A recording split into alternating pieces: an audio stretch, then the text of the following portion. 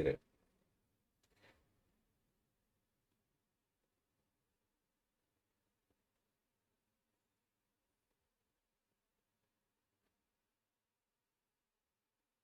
I'm good. What?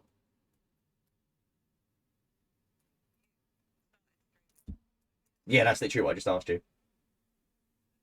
Is it okay?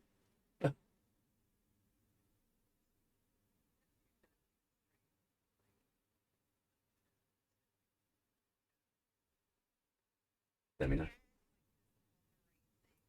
guess you're gonna have to. I have chocolate eggs, by the way. I have an Easter egg.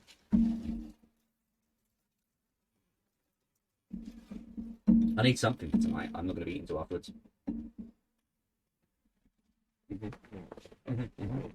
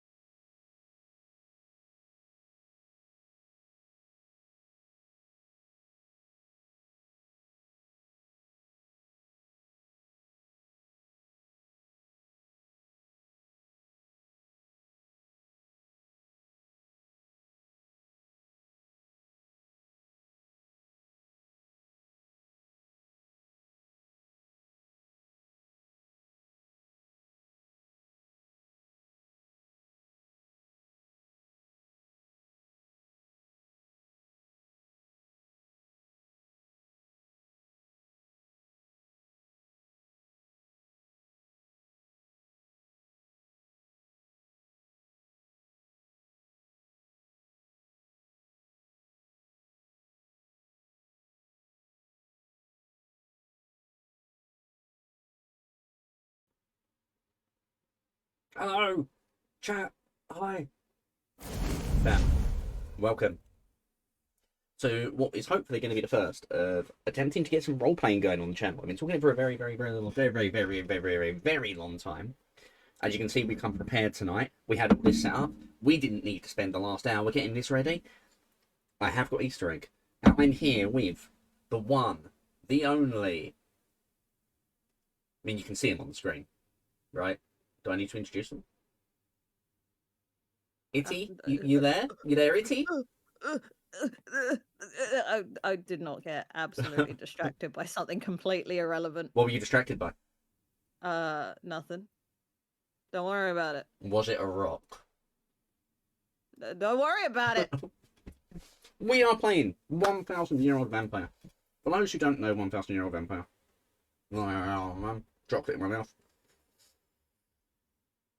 It is a solo intended, or like a couple of people, role-playing game in which you take on the role of a mortal turned immortal and the long, often tragic life they leave behind them. Today we're going to be playing with Overbold Kobold. So I am referring to this stream as the 1,000-year-old Kobold. But we're probably not going to be a Kobold. Right? We're going to go for a something. We'll work it out. Yeah, boy. We're going to be recording the game as we go. An immortal lives a long time. And here's the thing. You can only remember so many things. So we're going to be working on memories, and the game is around the idea of the things you forget as well as the things you remember. The game is around the idea of the different characters that you leave behind you. I didn't make a tab for the characters, did I? No, you didn't. I didn't. We better do that real quick. Characters. Girl, you are gonna knock everything off this shelf. Girl. Easy. Easy. Easy. Meow. Nice. And then we can just add to them as we go. All right. Thank God. Memories, the hit song by Maroon 5. I actually freaking love Maroon 5. You know, I think they are such a damn good band. Songs, I don't care that this isn't about the game. I'm sorry, Overbold. Best album I ever purchased in my life, Songs About Jane by Maroon 5. I enjoyed every song on that album, and you can really say that, right? Ayo, ayo. Dodo, thank raid, you so much for the raid. raid. Any chance I can ask you to throw a shout out in chat, Overbold? Yeah. I guess. Thank I you. guess. Dodo, welcome in. We're playing some role-playing games tonight. So, Overbold. Oh, honestly, Suki, it's so good. It's honestly so good. I still don't know who Jane is, but she should be honoured. Anyway, we are playing 1,000-year-old Kobold tonight. 1,000-year-old vampire, but I keep like saying that because it's more funny. So, Overbold, Yes. I'm going to need you to enter your mind palace. Okay? Do you think you can do that for me? Yes. Okay, cool. You're in your mind palace. What's it like in there? It's great. Okay, cool. So, your job now is we need 2 dice. And I'm going to trust you on the dice rolls, they don't matter too much. You're going to need a D10 and a D6. Can you procure those from your shiny math rocks? Which part of my hoard should I look in? The one with the shiny math rocks. There is a lot of piles of shiny math rocks. You Cool. have to be very. The closest more pile of specific. shiny math rocks. Oh, yeah, I got 'em. Okay, good. Get a D6 and a D10. And my D6. Nice, okay. D6. We're doing good, and Dodo. the Cthulhu rock. Dodo, I hope you enjoy what we're up to tonight, because this is a little bit of a new thing. Heck yeah. So here we go. We are going to start to create your character. Now, the really important detail here is we're not actually starting with... And I'm explaining this for the people who obviously aren't familiar with it. Yeah. We're not actually starting with a vampire. We're not starting with a gargoyle. We're not starting with whatever kind of creature we end up being, right?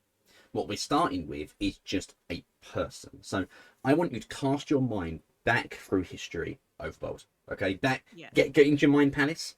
Open up the annals of human history. Okay. Okay. Take a good look through that book. You know, rifle your finger around and make it land somewhere. I want you to imagine a person. Find a person that you are going to be representing from history somewhere. Could be a Roman emperor, French knight, a midwife from early Renaissance France. Like, it could be anywhere. You want to go a decent way back because we are going to be skipping time quite often. Okay. While you're thinking about this, I'm also just going to let chat know something very, very important. I don't know anything, chat. We are going to be looking up history things as we go, and we are absolutely going to be making a lot of mistakes in terms of actual historical accuracy, and I'm afraid that's just going to be how it has to be. Overbold How dare might you not be historically accurate? Overbold might well invent a car in like the 13th century. You know, who knows? Anyway. Oh, I'm an idiot, Suki. This is the worst. I'm the worst person to be running this game. One of my favorite points in history. Favorite points in history, Overbold. Everyone's going to judge you based on this answer. What is my Roman Empire?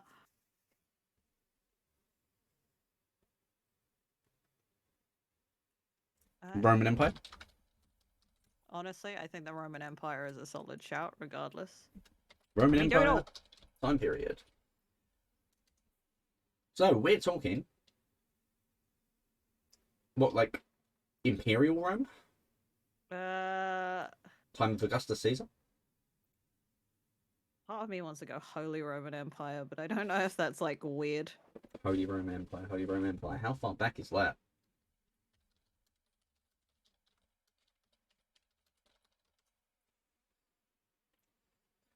We're talking about like it's 1800s to 1806. That is a really big time period. Now it works, just like you got to choose where you're sitting in that, you know? Yeah.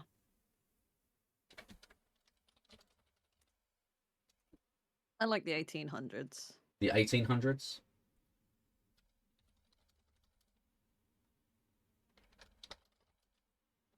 Welcome in, Kitty Mugos. I hope you're doing great.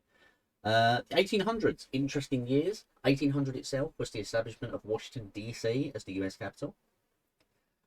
Okay. Yeah, so that is like literally around the birth of America, right? Oh yeah, because it was the early 1800s that happened. Mm-hmm. So you want to be part of the Holy Roman Empire at that time, right? Yeah, I think it's a good shout. Holy Roman Empire, 1800. A complex political entity in Central Europe consisting of numerous territories and ruled by a German-speaking emperor. Okay, so let's do it. So who are you in the Holy Roman Empire in the year 1800? Oh, I need to? I think I feel like I need to look up like Holy Roman Empire names. We are currently playing 1,000-year-old Vampire, Kitty Mugos. It is a tabletop role-playing game designed for use for 1 to 2 people, and we're going to be following Overbold Kobold's immortal life through history. It's a storytelling game, and it's probably going to get done, because they normally do. Oh, oh, oh! I just saw a name and I instantly made a D's nuts joke in my head. I am like reeling from that instant experience. Let's do it. Let's do it. What is it? The name is Agrippa. I am Agrippa. What do you do in the Holy Roman Empire? What does it mean? It means wild and horse. The D60s nuts. I resisted the D6 these nuts. Oh. What does Agrippa do in the Holy Roman Empire? I like to think maybe like maybe does like a bit of hunting. It's just like a hunting bean. Holy Roman Empire. Whereabouts in the Holy Roman Empire? Oh my god, the same Agrippa as in Amnesia? It's entirely possible, I guess we'll see. Agrippa these nuts. Anyway. Yeah, I think maybe like a... Ooh, we're in the Holy Roman Empire. When in Rome. When in...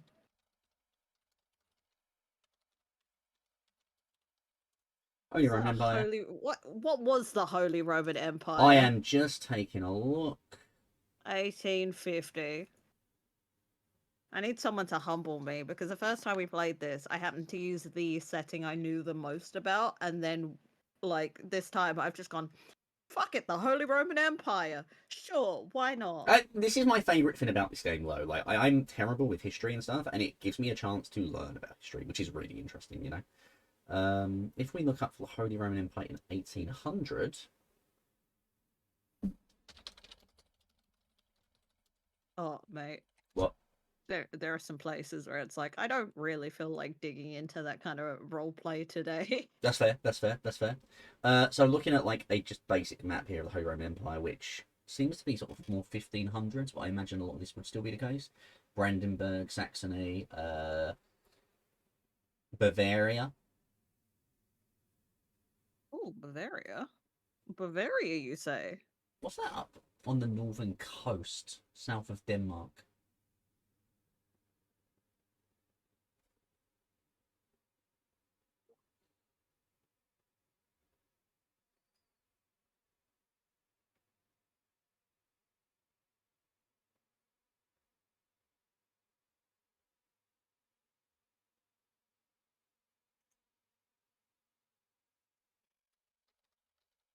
Bavaria is so pretty. You do Bavaria? I just like looked it up and I'm just getting really, really pretty landscapes and I'm like, I am God, I've been Agrippa. looking at pictures of the Philippines and these are still like in that ballpark. That is so bizarre to me. Ow! So You if we were too. to say Bavaria, right, what's going to happen here is we, again, to explain to chat how this works, we are creating memories as we go. These are kind of the core things that make up your character. So the first memory is started like this. I am Agrippa, a Bavarian hunter in the Holy Roman Empire. So that's where we start in this story. That's you as you are at the beginning of this town. Now, every memory only has room for 3 experiences, at which point they can no longer be filled out, and eventually in your long, long life, you're going to end up forgetting things. So let's start there. That's the very first point to work with, right? Hmm. So, if now we move back over, we need to create 3 mortals. 3 mortal characters who you know in your life. Who they could be lovers, they could be rivals, you could have kids. You need 3 mortals who we are going to make use of here. Okay.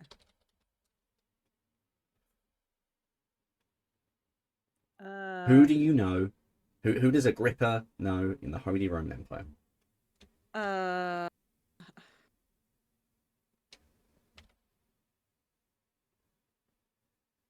let's have a think. Let's have a pure old think. Uh, let's go back down the ancient Roman names. Oh wait, ancient. Let's put Holy Roman Empire names because I actually saw something online recently. You know, like hey, here's how you make your X name, right? Your Roman name is apparently the last thing you ate with eos at the end. I was at a buffet, folks. I What's the don't last know thing the you ate? last thing I The ate. last thing you ate at the buffet, exactly the last thing. It doesn't work. Come on, I had ice cream, I think. ice creamius, Ew! Ew! ice creamius. Oh! Oh, that is. Oh, that is. Louius, says Dodo. These nuttiest, says Biggest Suki. stickers. Bigger stickers, classic. Uh. Whoa! Sorry. Sorry, I just saw something, and the name is just absolutely fire. Who's it going Because to it's be? like, That's the important question. Who is this person going to be? Remember, like, so I'm thinking maybe like, um, maybe a potential like, romance in like the local like town or oh, something. Maybe it's like this is going to be so historically inaccurate. I'm going to be punched by all of my history buff friends. here I am, Um, fist ready, fist ready. You're lucky. You're lucky that my little box doesn't go far enough that I can reach you. Look, I can't get you. You're too far. I can move you though. Hold on. No, no, I want Here to we be over here. go. No. You better get this right. You better get this Uh, right. No, I'm sorry. I feel awful doing that. Go, get back over there. so, well, I'm Full stinky. spell. I can't sit next to you. I can't win. Yeah, so maybe like this is a hunter and he like trades like his hunts in town Mm-hmm. for like currency in order to buy other things. Okay. Okay. Commerce. And it's like the shopkeeper's daughter or something. Oh, what's her name? Uh as I have just seen it and I've fallen in love with the name, Adelheid. Adelheid. Sorry, I said that. I was Adelheid. Is that how you spell it? ADL. ADL. You can see this is the nice thing about slides. You can change it. Cool. Adelheid, shopkeeper's daughter. We are courting. Sure, That's what you would say, right? You're courting. You're courting Adelheid. Yes. Okay, brilliant. So we have our first mortal. We need 2 more of these. So no time to sit on your laurels. I think that's a Roman Empire joke. Is it? I don't know. It's a thing, isn't it? Like laurels. Anyway, come on. What's next? Let's look for a What magic. about Sorry. the actual shopkeep? How does he feel about this coin? Hold up. Let me go back because we're gonna learn a lot about history today, and I just need to go down and take a look at one of the things I just saw on here. Sure. Hang on. Control F. I'm gonna get this a lot. You guys are gonna see me very distracted.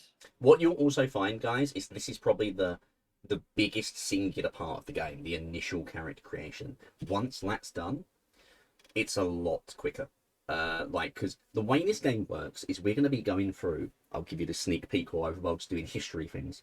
We're going to be going through prompts and discussing how Overbold's character Agrippa navigates these prompts as they live their long life throughout history. Some of these characters might not survive 5 minutes. We could be putting a lot of time and work into these mortals, and then they're just going to die because they're stupid mortals. You know, we'll have to see. Ow. Oh, ow. Also, Suki says it's where the name Heidi comes from. And apparently, Adelheid means of noble birth. The more you know. The more you know. The more you know. The more you know. The more you know. The more you know. The more you know. Okay. Do we have another? Oh. We'll go with Joseph. Joseph. Is this the father? Yeah, let's make it the father. Joseph, the shopkeep. How does he feel about you calling his daughter? Oh, I don't think he necessarily likes it because, like, you know, He still deals with you though, business wise. Like, like it's a fine businessman, but like his daughter could marry up. that's business. Like, it's not a good business transaction for her to be off like disapproves some guy who spends his time just like running around. Relationship. There we go. Cool. Yeah. And then finally, we need one more mortal. I say finally, like we haven't got a bunch of other stuff to do, but for this section, we need one more mortal. Let's see. I just thought of something really scandalous, but I don't know if it's how you want to go. What is it? What if you're married? No. Oh, fair. Shock. Huh. Yeah.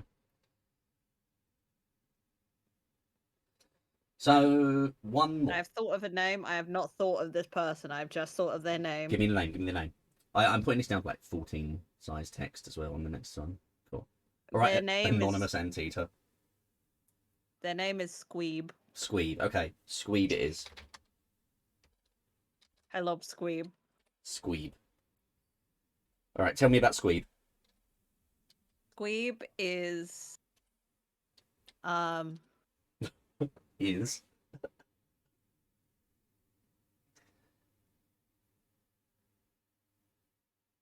huh. Sorry, I'm just trying to calculate the angle I should go into this with. Mm-hmm.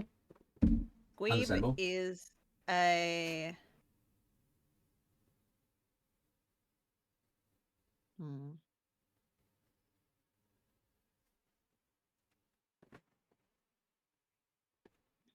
street performer. Okay.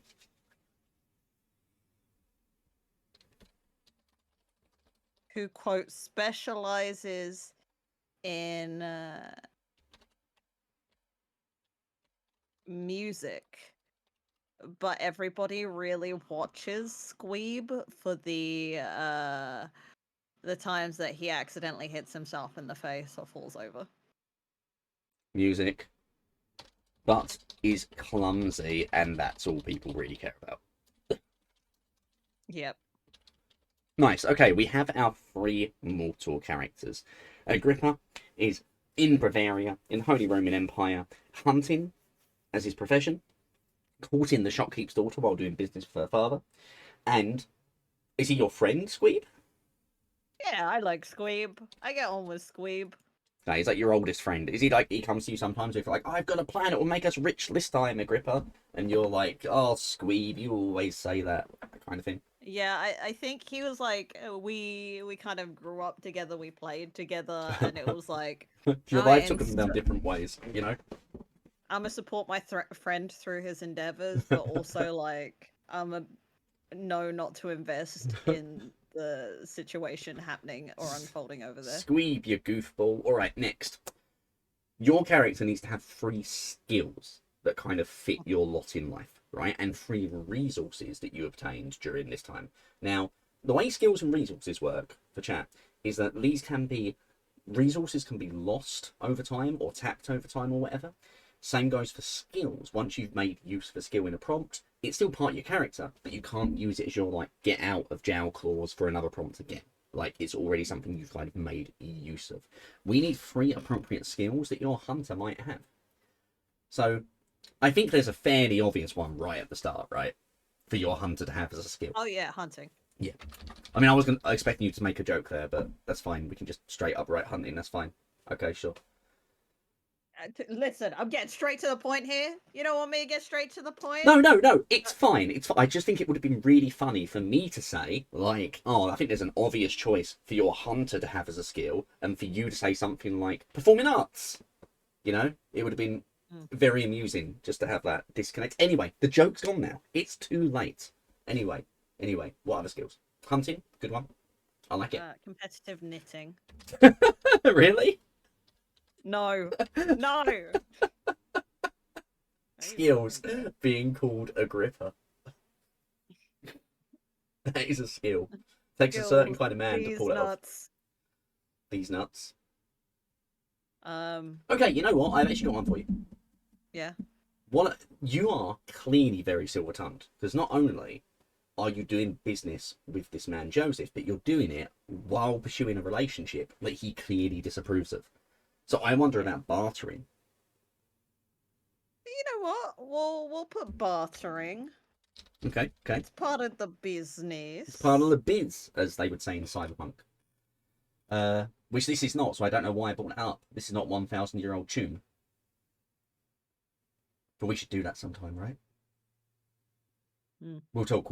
Okay, yeah. One more skill. Maybe something you and Squeeb did together when you were younger, you know?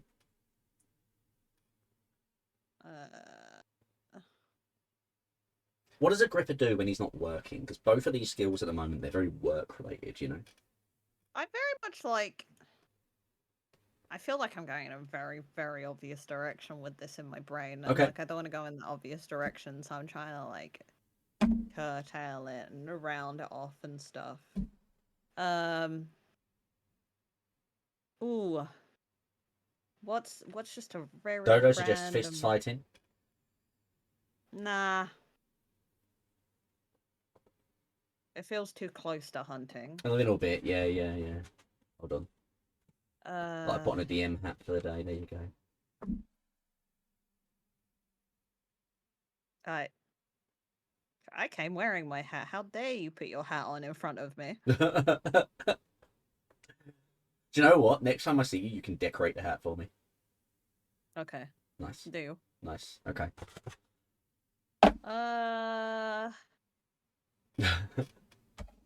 You know what? I'm gonna say reading. Which is a very unusual skill for the time. It actually is, and it also gives you. I mean, honestly, should we put reading/education for that reason? Yeah. Nice, because the skill can be anything. I mean, to give you an idea, now we're gonna start talking about resources, and I'm just gonna like give chat the idea of what this can mean. The resource could be anything from a small knife to a fleet of warships. It has to like suit your character because we're telling the story. But beyond that, there's no reason it can't be anything, right? So what 3 resources do you have? Again, I think there is one very clear, obvious choice for a hunter by trade. Some kind of weapon. You'd think so, yeah. We're going to go with a bow. Bow. Okay, you have a bow. Bow and arrows, yep, Dodo. I should probably put and arrows so that no one gets confused later and thinks we're talking about like just like a hair bow. Walk around like whacking people with a stick. Yeah. An educated hunter leads to some interesting backstory. How does one end up in that position in that time period? Well, we might have an opportunity to explore that in a moment with the next step of character creation. So, first of all, 2 more resources. I okay. I actually What? have an option. I have an option here. I don't know Okay. if like rings were being used at this point in time, or if it was a different thing. I don't know when wedding bands started becoming a thing. But what Mm. if you were gonna propose to your beau and you had a ring? You were waiting for the opportunity. That's so scandalous. I know, I know. You were gonna be like, let's elope together. Your father shall never approve, Adelaide. Adelheid. Yeah, what did people propose with in that time Let's period? find out. Let's find out. What did people propose with in the 1800s?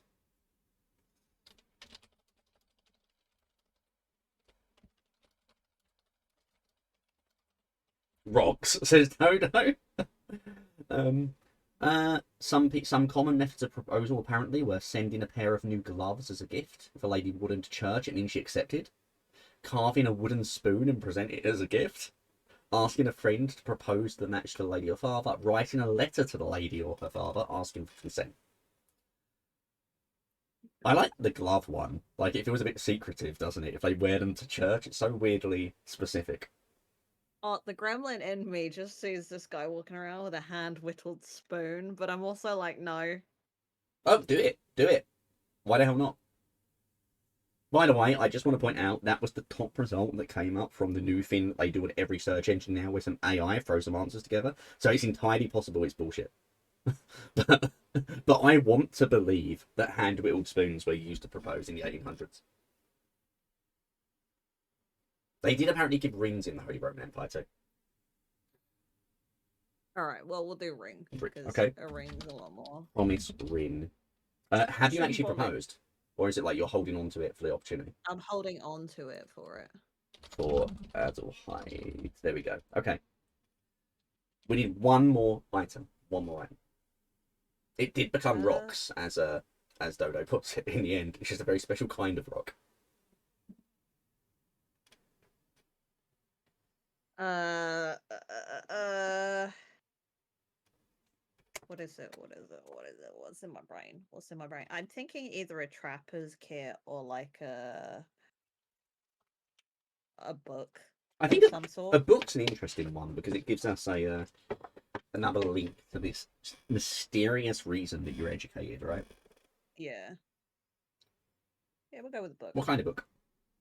Oh, hmm. Oh, maybe it's just a Bible. It is. Mm-hmm. I would like it to be like a book on like folk tales. Let's get a bit meta here. Mm-hmm.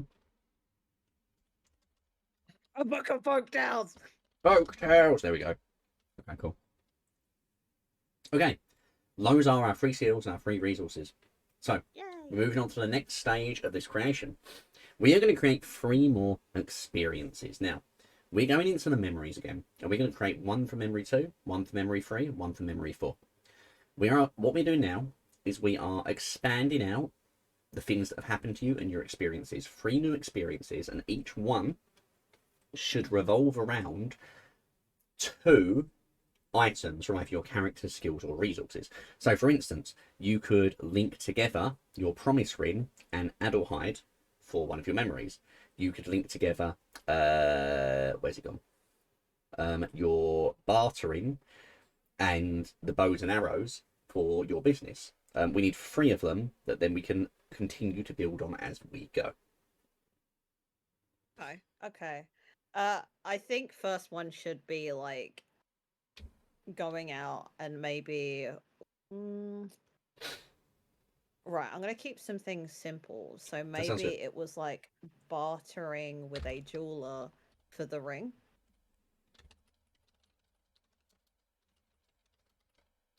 We're in to propose to Adelheid. There we go.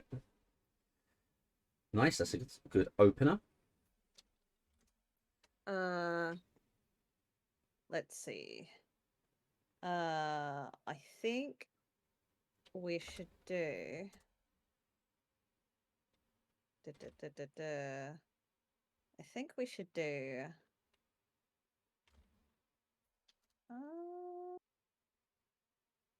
getting all these sizes down now, save trouble later. I'm gonna say maybe another core memory is like the first time he sold his hunt to Joseph. Sold the spoils of my hunt to Joseph, meeting him and his daughter. Yeah. Sound good? Okay, one more. I think maybe the last one's just so cute. The last one I have to. Maybe just like when he was younger, he used to read the book of folk tales to Squeeb. Reading folk tales to Squeeb when they were children. Oh, so you were like learning as a kid how to read. How did you come to learn to read? Obviously, it's a very unusual skill at that age. Maybe like your parents didn't expect you to go hunting. Maybe they were trying to like elevate you in some way. Yeah, I think it might have come from maybe the influence of a parent, but it was like a mild curiosity that sparked in the I'm going to self-teach myself a Yeah. thing. Okay, I like it. I like it. Well, here's the thing. This is all very happy and good, you know. This is all making me exceptionally pleased and pleased as punch that just how nice this is. But it's about to Yeah. get nasty. Yeah, boy. It's about to get real nasty. I don't know why I said it like that. Anyway, point is, we need to create another character. We need to create an immortal. Now, this is where things are gonna get spicy, right? We need to create an immortal character that gifted or cursed your vampire with unlife. And then we are going to be giving you a mark that shows you are no longer quite mortal. Now, here's the thing. The reason I did the whole exaggerated vampire, the game is called 1,000 Year Vampire. We don't have to be vampires. I've seen this played with people playing literally like gorgons, people who were like cursed by like the concept of Medusa, whatever that actual creature would have been called in ancient Greek mythology. I've seen people play a lot of different angles to this, but the rule essentially is you need to be something that needs to in some way feed on mortals as you go through the game and survive. That's kind of like the be all end all of it. So, what is this immortal character who is in some way cursed you? Right, I'm looking for names. Do you know what kind of concept you want to go for? I do know what kind of concept I want to go for. I'm excited. It's like I'm taking a simple concept and I'm making it a little bit more. Oh no, it's a ligma. um, I'm taking a simple concept and playing with a different concept and ideas because I wanted to do something along the lines of maybe like Black Shuck. Um, Of what, sorry? Black Shuck, which is a famous bit of folklore from the UK about a dog that warns before death.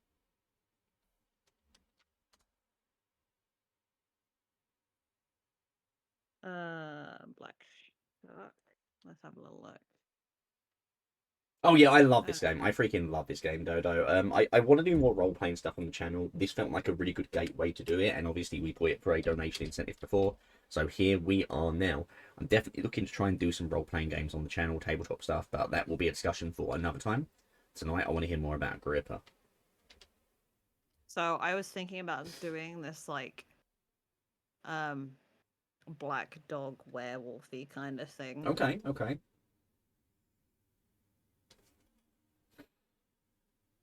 Which, if you guys haven't looked at the history behind the black shark, it's so How do you metal. spell that? So it's black, Yeah. I got that one. and then Sierra Hotel Uniform Charlie Kilo.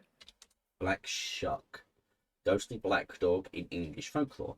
Black Shuck, Old Shuck, Old Shock. Old Shuck is the ghostly black dog in English folklore set around the countryside of East Anglia, about the size of a calf, shaggy fur and saucer-shaped eyes. So what, you want this to be like a werewolfish sort of like version of this?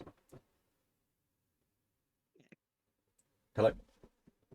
Yeah, Sorry. sorry, I was adding an image to the main page. Oh, I'm excited. Here I come.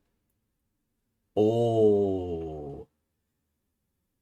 So is this going to be like you transform into it every so often? Yeah, it's what it's supposed to do is it's supposed to warn you incoming death within the year. Mm-hmm. And I was thinking, obviously, this with the way the game's set up and stuff, it needs to be a system of like someone needs to feed. Mm-hmm. And I I just like noticed your to little run beard, this. by the way. I love it. Yeah, sorry, um, go on.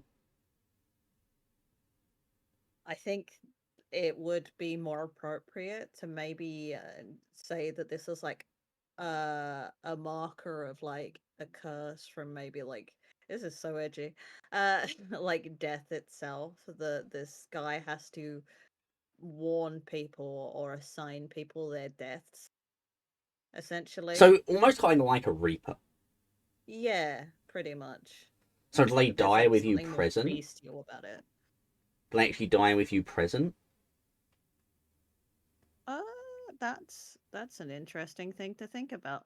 Let's start with the character name. Let's go there. Let's go there. So who is the immortal who cursed you? Let's start with that.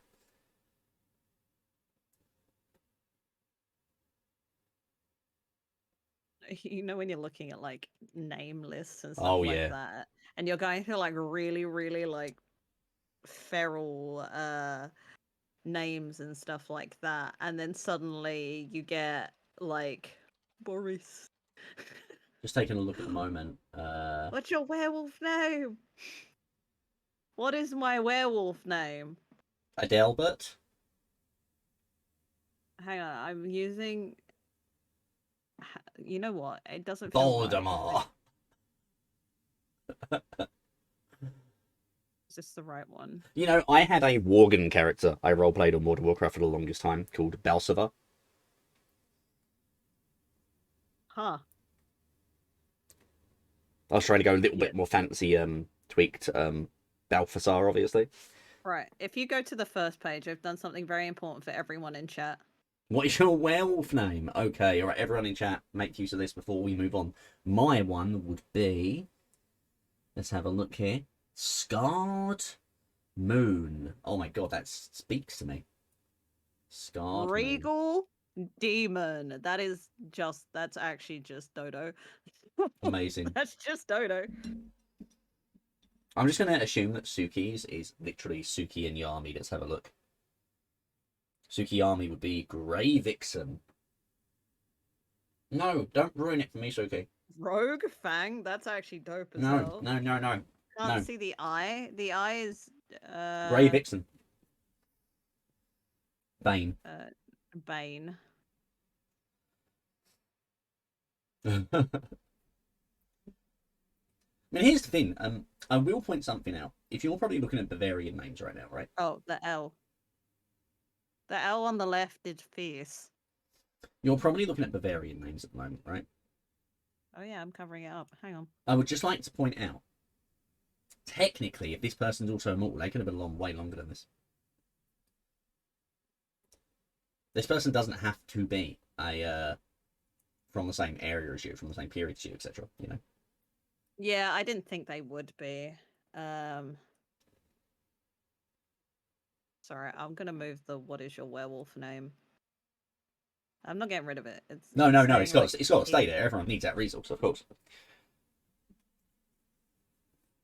In fact, yeah, fuck it. I can go get it It's later. clearly more important than anything else in this stream. So.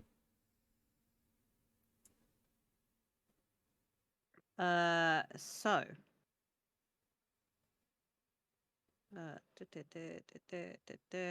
I want to come up with a cool name.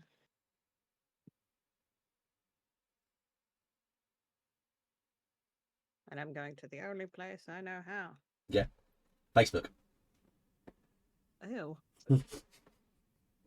Me too. Me too. Overpowered.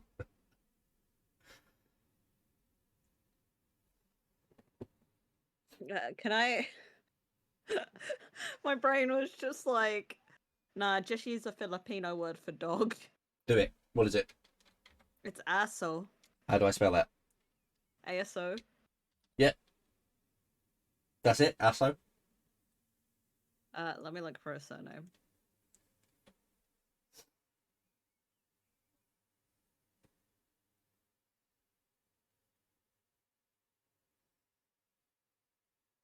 Hun. Oh, I didn't even see that, Suki. I missed that entirely.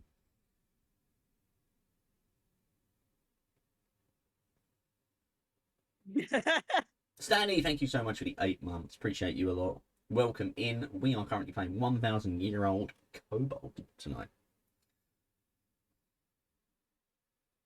So, what's her surname? That's not a good name. I'm looking for a name. Alright, don't brush me. I'm always going to do a little bit of rushing so that we can make sure we're not here till 6 a.m. It's Hane. How do I spell that? Let me just copy and paste it. Yeah, you can write it. Copy. Throw it in. Throw it in. Where are we? We'll try our best, Stanley. You should be able to edit all this. Bam. Also attain. Okay. So they are a black huck, was it? I'm Black Shark. Black shark who, how did they mark you? Because I imagine they don't just mark everyone who they warn of death. No, they kind of just appear. They're kind of like ghosts on the periphery of the horizon. That's kind of their thing. Oh, I think I've got it. I think I've got a really cool concept here. I don't. Okay, can I? Okay. Imagine this. You were supposed to die. It appeared to you, but you were out hunting at the time. You saw this creature and you shot at it. Oh. Oh.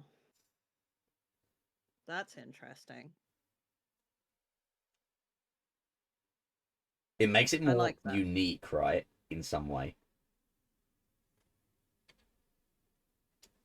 The question still is, how do you actually mark or feed on these creatures, if that makes sense?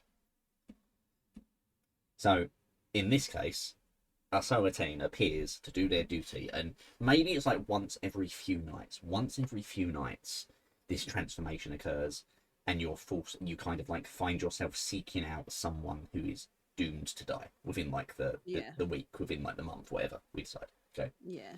And Arsoatane comes to you as you are hunting, and you're just like, yeah, boy, pelt, and you take a shot. Okay. Oh, that's a good pelt. I don't even need any die for that. 100%. You take a shot at this ghosty dog, and it doesn't work. But no one ever attacks the dog. No one ever does it. You strike it, and the creature changes you. Yeah, maybe for whatever reason, it's not fully explained, but it's also ambiguous enough to be a blessing or a curse. Like, you had the balls to attack death, but also you attack death. Black Shark who marked. Okay, so now that we've done that, we are going to do 2 more things. We're going to go and make an experience around this character, and this is the first meeting. So I'm going to say, Agrippa shot at Asso when he came to warn him of death, impressing death and marking Agrippa as a new shot. Sound good? Yeah, that's fun. Okay, so we need one more thing, which I've also not made a space for, because I'm dumb. And we're going to put it in here. Marks. So marks are not going to be something we end up with a lot of, but the way marks work, chat, is that there are things that make it clear, even when you're in your mortal form, that you're not quite human, right? There's something wrong. So for instance, if you're a vampire, the very obvious example might be, you know, you've got some fangs that just slightly give you away and you have to try and conceal them a bit. Maybe your eyes kind of do something strange when exposed to any kind of natural light. You know, maybe if your neck was broken and that's how you initially died, it's still broken. You wear scarves to hide that shit, so no one can possibly like figure out, no, that person shouldn't be walking around, something's wrong. How are you marked? This is, remember, we will get more marks as we go on, so it's okay for this to be easily concealed. This is the first mark.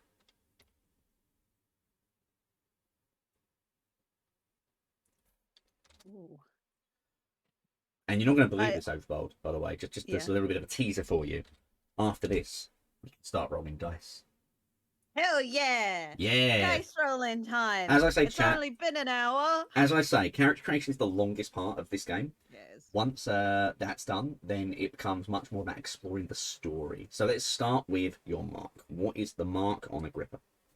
I think genuinely, I'm thinking like generally hair is black because it's a small mark to start off with, and I know these can get like mental. But it's like maybe Agrippa was like a mousy brown kind of person, What, and like, then his hair just changed like a jet black? yeah. Jet black. Should we say wild hair? Like, even if you cut it, it's just back. Yeah, it's fucking. That's a hairy boy. That's a hairy boy. Can't shave or anything. It's just back the next day. Yeah. That's an interesting That guy mark. I was like that. pretty much it. So, we are done with character creation. We're going to take a moment to review really quickly before we start actually playing the game. Now, we are playing as Agrippa, a Bavarian hunter in the Holy Roman Empire, who knows a few important people in their life. Joseph, their longest running contact that they have spent. You know what? I'm going to move you over here with me because I've just realised that you're in the way of stuff. So come on, get over here. Get over here. No! I like it over here now. That's a good kobold. That's a good kobold. That's the most unconvincing pat anyone has ever put to screen. Do you feel like the straight man in a Muppets movie? Yet? I do every single time. Every single time we do stuff together, yeah. You are desperately in love with Adelheid. Pointing on your knee, okay. That's my little Overbold. Right, Overbold, how are you feeling? I need to add as well. I'm so glad you feel like the straight guy in the Muppets movie, because right now I feel like a Muppet.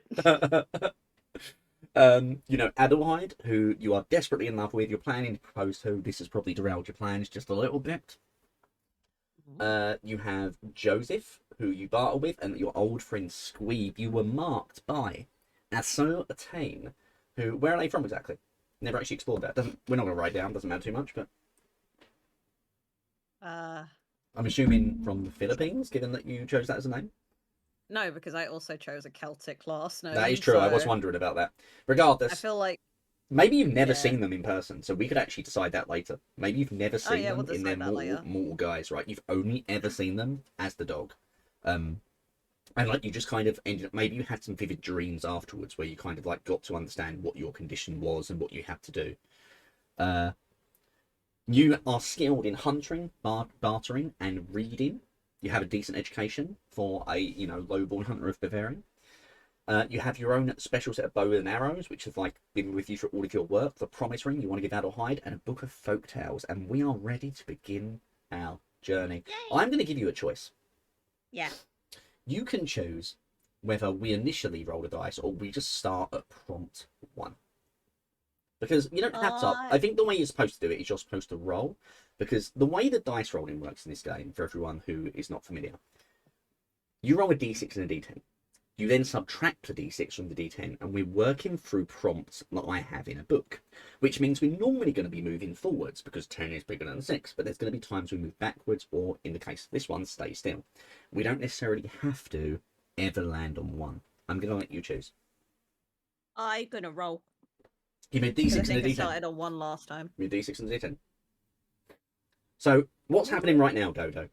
Overbold is rolling a d6 and a d10. They're going to take whatever's on that d10 and then subtract from it whatever is on the d6. So, give me your numbers. So, my d10 was an 8.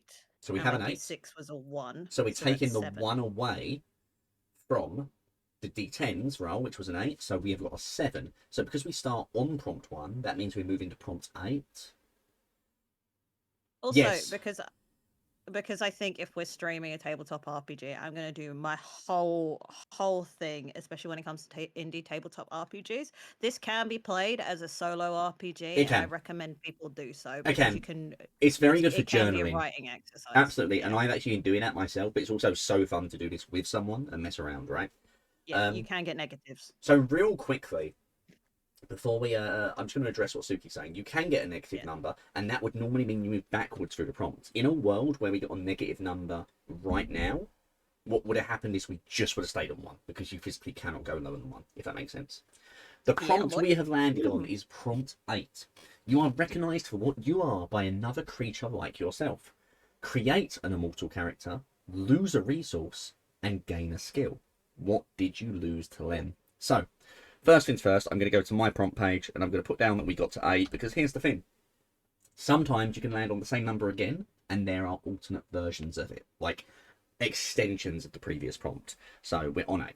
And every several This is. prompts, we are going to have to be talking about time moving on as well, which would then do stuff to mortal characters because those idiots aren't immortal like us, right? I'm gonna cha-cha slide on one of the prompts. You watch. I don't know what that means. I'm just gonna keep going forward and back.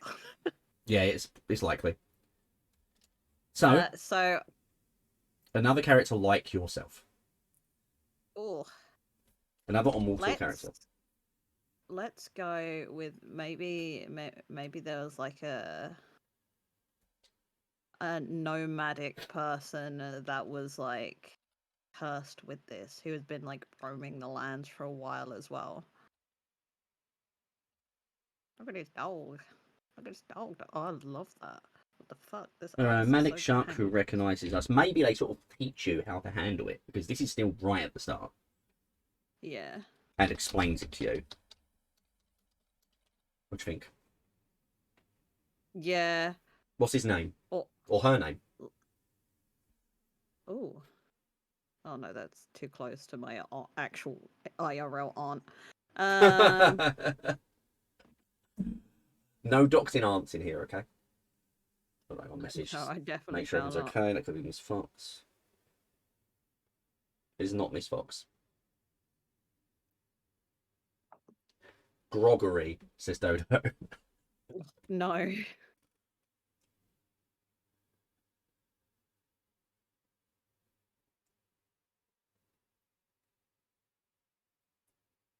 What about Elizabeth?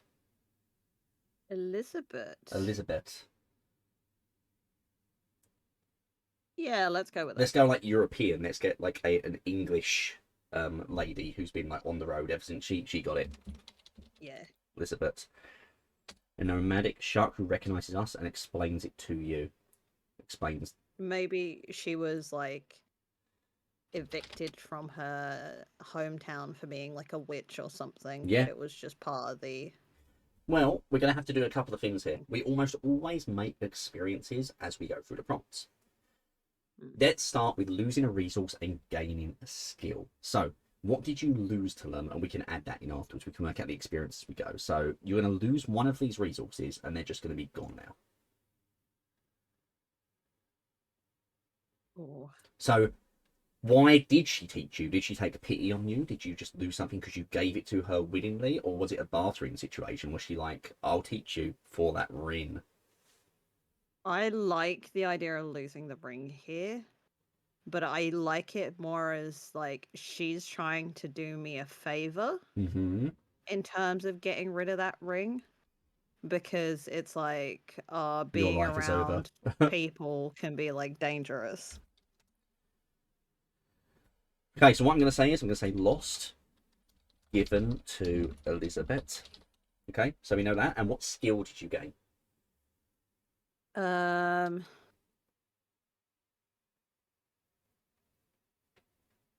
I'm gonna go with sharpened senses. Sharpened Sharpie. senses. So then finally what we're going to do is going to come into the memories and we need to add a memory. Now, I'm probably going to say that the experience fits well here with the last you being made a shark, right? Hmm. But it also could fit in well here. So where do you want to put it? Because you gave away the ring. I like the idea of it maybe being in memory too, because it has more of an emotional connection to Okay, going adulthood. to Elizabeth at her urging as she talked to me of my gift slash curse. Sound good? Yeah. And that is, guys, how the game is played. We are going to continue to work our way through these prompts little bit by little bit. However, you might notice already the big problem with this. We're going to run out of space in these memories pretty quick. We'll get to that when we get there. So, can you give me a D6 and a D10, Kobold? I'm going to move on. And click clack on the dice. It is worth saying, even when it doesn't say that we have to skip time periods, there are going to be points where we have to realistically say it's been a long time and the mortals probably shouldn't be arriving in, right? There's not really a generalized rule for how many years between each prompt because things can slide forward and back so much, but we kind of have to just play with a little bit of common sense for the way we see it working. So, what were your rolls? So I rolled really well. Okay. I rolled a 7 on the D10. Okay. And I rolled a 6 on the D6. Which means we are only moving one prompt forward to prompt 9. You develop a system for feeding. What is it? What happens to those who die? Create a skill that reflects this. Now, as always, the game is set up. It says you don't have to be a vampire, but the game is set up with vampires as the base form, so we have to alter this for our character. So what's your system for feeding? Like, how do you manage this? This can be very creative at this point. I think the best way to do it is by being like more in the area of like doctors and like healing places, right? Oh, I see. So it's like for the most part, the people there are already vulnerable, and I'm more likely to be drawn to someone in that kind of sitting rather than just someone in the city. Now, you're already educated, right? You're someone Yeah. who actually can read, which in this time period. What if you actually went into medicine here? Yeah, I think medicine's a good skill here. So Agrippa, like, having learned what he's learned about this, he's learned that, he has to give this deathly warning to X people per time, otherwise he starts to suffer and wither, because that's just how the curse works, right? He, as you have put it, finds the vulnerable, finds the people who require medical aid, and gets some kind of link to them, hence the medical skill. So let's go to our experiences and our memories. Where are we going to put this? I guess that might even be an identity change in memory 1, right? Yeah, I think identity change is I it. take up medicine to better be near the vulnerable to feed upon them. Rather than to feed upon them, I'm going to put it as like to fulfill my duty. Yeah. And I think we need to accept as well, if you don't fulfill your duty, there are downsides to you, right? Like, There are there's a reason you need to do downsides, it. yeah. Like, your long life is now contingent on you continuing to do this. Yeah. Give me a D6 and a D10. I still don't think the mortals are dead yet. I think like we're still doing pretty well. Like, you've kind of just moved away. So, I mean, I can't imagine you're still in whatever small area you were in with Adelheid and Joseph. So you're probably not seeing them anymore. I will say, Mhm. and I think this is just because I want to be a hard ass right now. It's no, I don't want to be a hard ass right. Oh no, I do. Maybe yeah, gain energy from being near the dying. I think is a good way to kind of Yeah, that string it, works. but That works. also to feel the gaze of death upon my back when I am not fulfilling my duty. Oh, I like it. I like it. Right, You know that you should be dead, and therefore they can kind of claim you at any time. So it's like an extortion racket, a cosmic Yeah, extortion racket. I don't want to be final destination. Mm-hmm. No one wants to be final destination. Hey yo, What'd you get? I'm still rolling well, which on both dice. I rolled a 9 and a 6, Cool. So and we that's got. a 9 on the D10, 6 on the D6, I obviously. would have been incredibly surprised if you had managed to roll a 9 on the DC. I mean, it's possible. Anyway, so we're going forward 3 points on the prompt to 12. Mm. Aha! New laws or social norms make it harder for you to hide among the populace. How are you nearly caught and destroyed? Check a skill, Ooh. create a skill, create a mortal criminal who assists you. So let me break this down for chat. Hmm. You already know what creating a skill is. You already know what creating a mortal criminal is going to be in this case. Let's talk about checking a skill. So if we go over here, when you check a skill or resource, it means it is out of play for the purposes of being able to use it for any other prompt. But at that point, it is still part of your character. You haven't lost the skill. You haven't lost the ability to practice medicine, for instance. You just can't use it again to fulfill a prompt. That's what checking it means. So first of all, what has changed, right? What's made it harder for you to hide among the populace at this point?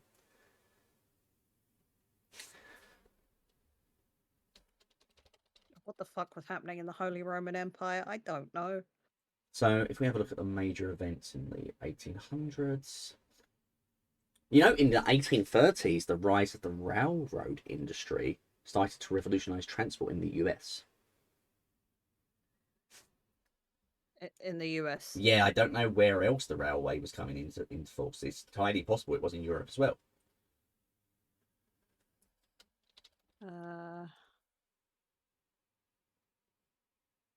Are you good, Thanatos? Are you chewing on me?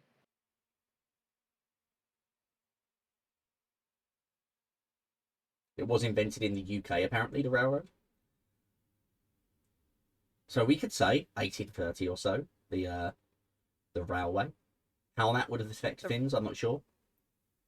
the railway would hit my area, and maybe there was an influx of people coming in, and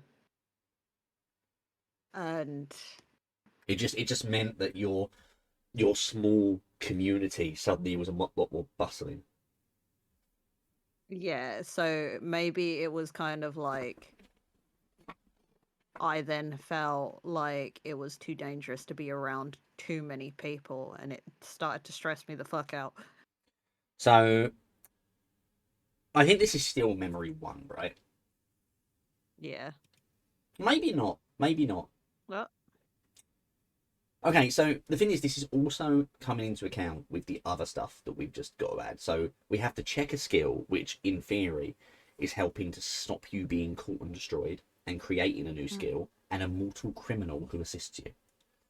So I think let's work on these and then work out where we put its memory. yeah. Welcome in, Arameus. I hope you're doing great. We've had 1,000-year-old vampire with our good friend, the Overbold Kobold. Say hi, Overbold. That's how you say hi in Otter. Oh, yeah, I know. Obviously. What, you think I only took one language? Because I can.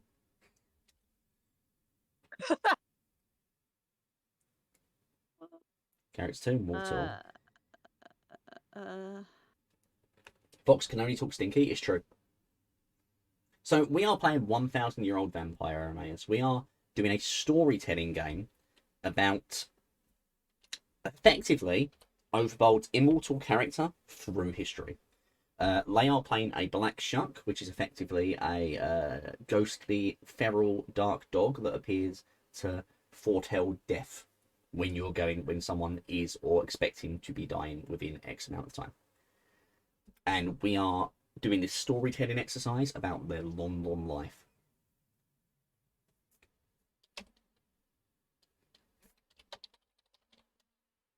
So if we, it's finding Hmm? it's finding a skill that links in to also why I'm being hunted. and the population, right? Yeah. Okay, so let's have a think about this. First of all, thinking about the criminal who could assist you. If we're saying the railway and the population boom is what's made things more dangerous for you, perhaps this is someone who profits off of that population boom, who's kind of like, maybe it's someone who smuggles, for instance. Maybe they smuggle you out. Yeah, I think that's like that is probably a good idea in terms of criminal. Huh. I think I can make it a little bit juicy though, Let's right? do it. Let's do it.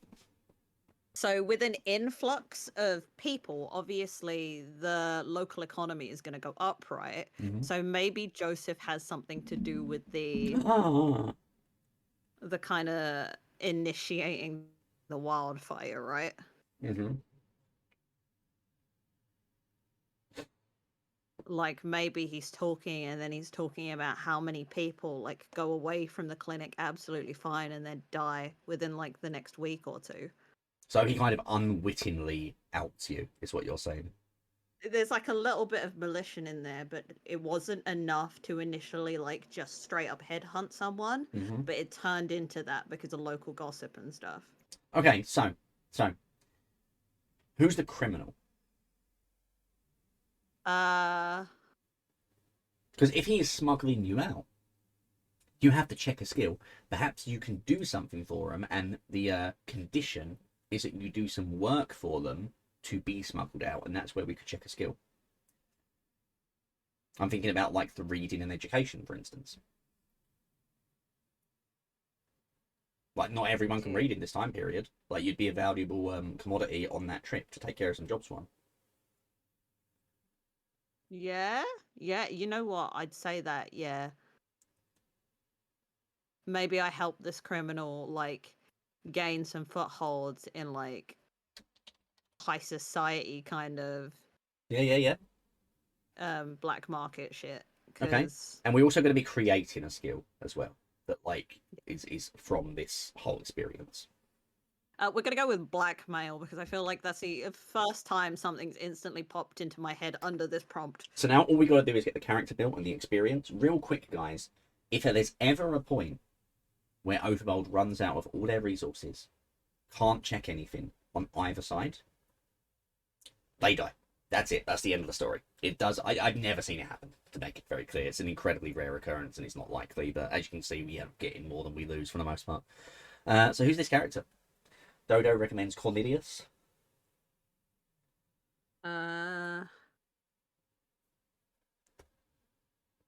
Honestly,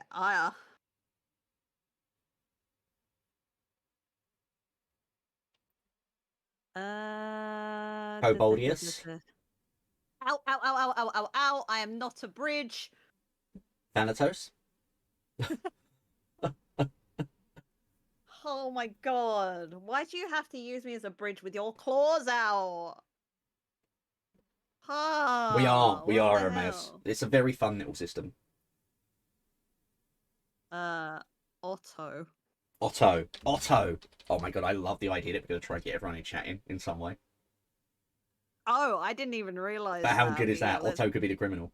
fine. We're I'm sticking to this. No, yeah, it was Aramaeus. Totally Aramaeus. A smuggler who came into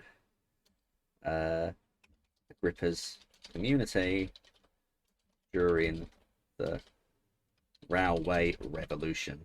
That's a thing. There we go. And then what we need is the experience. Missed opportunity to have Thanatos be the shuck. Yeah, that's too meta. Can you have a twirling moustache? Absolutely. I can't. Can Otto have a twirling moustache? Absolutely. Nice. In fact, you have the one on the first slide. Now, here's the thing. At this point, we're probably going to say about 30 years, 40 years. Right? What's that dog doing there? What that dog doing? At this point, we're going to say it's been about 30, 40 years, right? Yeah. That'd be a reasonable assessment. So, not long enough for people to be dead yet. Joseph's probably getting real old at this point and, like, last legs. But, like, everyone's getting older and you kind of haven't aged a great deal. But you're probably not in exactly the same community anymore either. You're probably, like, moved a town or two over. So that these familiar people aren't seeing it. You haven't really been aging. What I'm getting at is we don't need all these memories anymore. Technically, you could have forgotten one of these. So this is what I'm saying. Like, it might be more appropriate to just abandon one of these now or commit one to diary so that we have a new space to start with Otto. I'm going to say memory 3. As in abandon or as in put it in there? Because actually, abandon it. It would work with Joseph kind of being part of the inflammatory situation that's pushing you out of your home. Oh, yeah. No, add it to memory 3. Joseph inflames rumours about me amidst the booming economy as the railroad comes in. And I flee with Otto. Okay, nice. We're gonna have to like make all this a lot smaller because space. There we go. Cool, that'll do. And then we can just like keep changing these as we go. Like, guys, this is the first time we tried to run this like on a stream, like with this setup. So you are gonna have to excuse some growing pains. God, you should have seen pre-stream. But you guys, look at this wet dog. Get that wet dog out of here. Look at that wet dog. Okay, I'm gonna need the energy I'm going for. Wet dog. I'm gonna need to make a page specifically for your wet dogs at some point. Anyway, there's an extra slide over there. That dog is super wet. That dog is super wet. Okay. Where were we? So that's that. We've done that one. We can move on to the next prompt. Give me when you're ready a D6 and a D10. Oh, by the way, we know you fled, but where have you fled to? Because you're probably not staying in Bavaria, right? Let's go to France. To France? Whoa, that dog is so wet. To France. So now we have to figure out what's going on in France in the 1800s. God damn. Gay shit. I'm moving along 2 prompts. You are moving into the Parisian Revolution. Huh? Yep, 1830 to 1848, Louis Philippe I is declared King of the French and King of France. 1830 is 3 days Parisian Revolution. It's 3 days, it's probably fine. Anyway, sorry, give me your rolls. We'll work it out. We're going to say it's about 1830, I think. Yeah, I'm moving 2 prompts. So I rolled a 7 and a 5. Okay, we haven't moved backwards yet. No. So, 2 prompts forward to 14. An enemy character uses a lost resource to turn your few friends against you. Check 3 skills to regain the resource, or 1 skill to barely survive. Which former friend did you kill? Where do you flee? This one's spicy. Oh. This one's real spicy. So first of all, there's only one lost resource, and that's the ring. Yeah. So an enemy character. Who do you consider an enemy character? Because Joseph seems to be the only opportunity who would be a very old man at this point. Unless you think Squeeb or Adelaide were for some reason your enemies at this point. Or the immortal who turned you. I think Joseph's the most obvious enemy. Yeah, I think Joseph's the most obvious. So if you want the enemy. ring back, you have to check 3 skills. Which means they're out of play now. Or you can have 1 not get the ring back and you will just barely survive. Which, you know, narratively is just a narrative mechanic here. Like, it doesn't matter that you barely survive, it means you won't get the ring back. And which former friend did you kill? Because remember, Joseph is turning people against you. Yeah. And that's nasty, because that's gonna mean Squeeb or Adelheid you're gonna have to kill. Sorry, I just need to respond to Suki's last thing in the Understandable, chat. understandable. With, and I'm Javert. I'm Javert.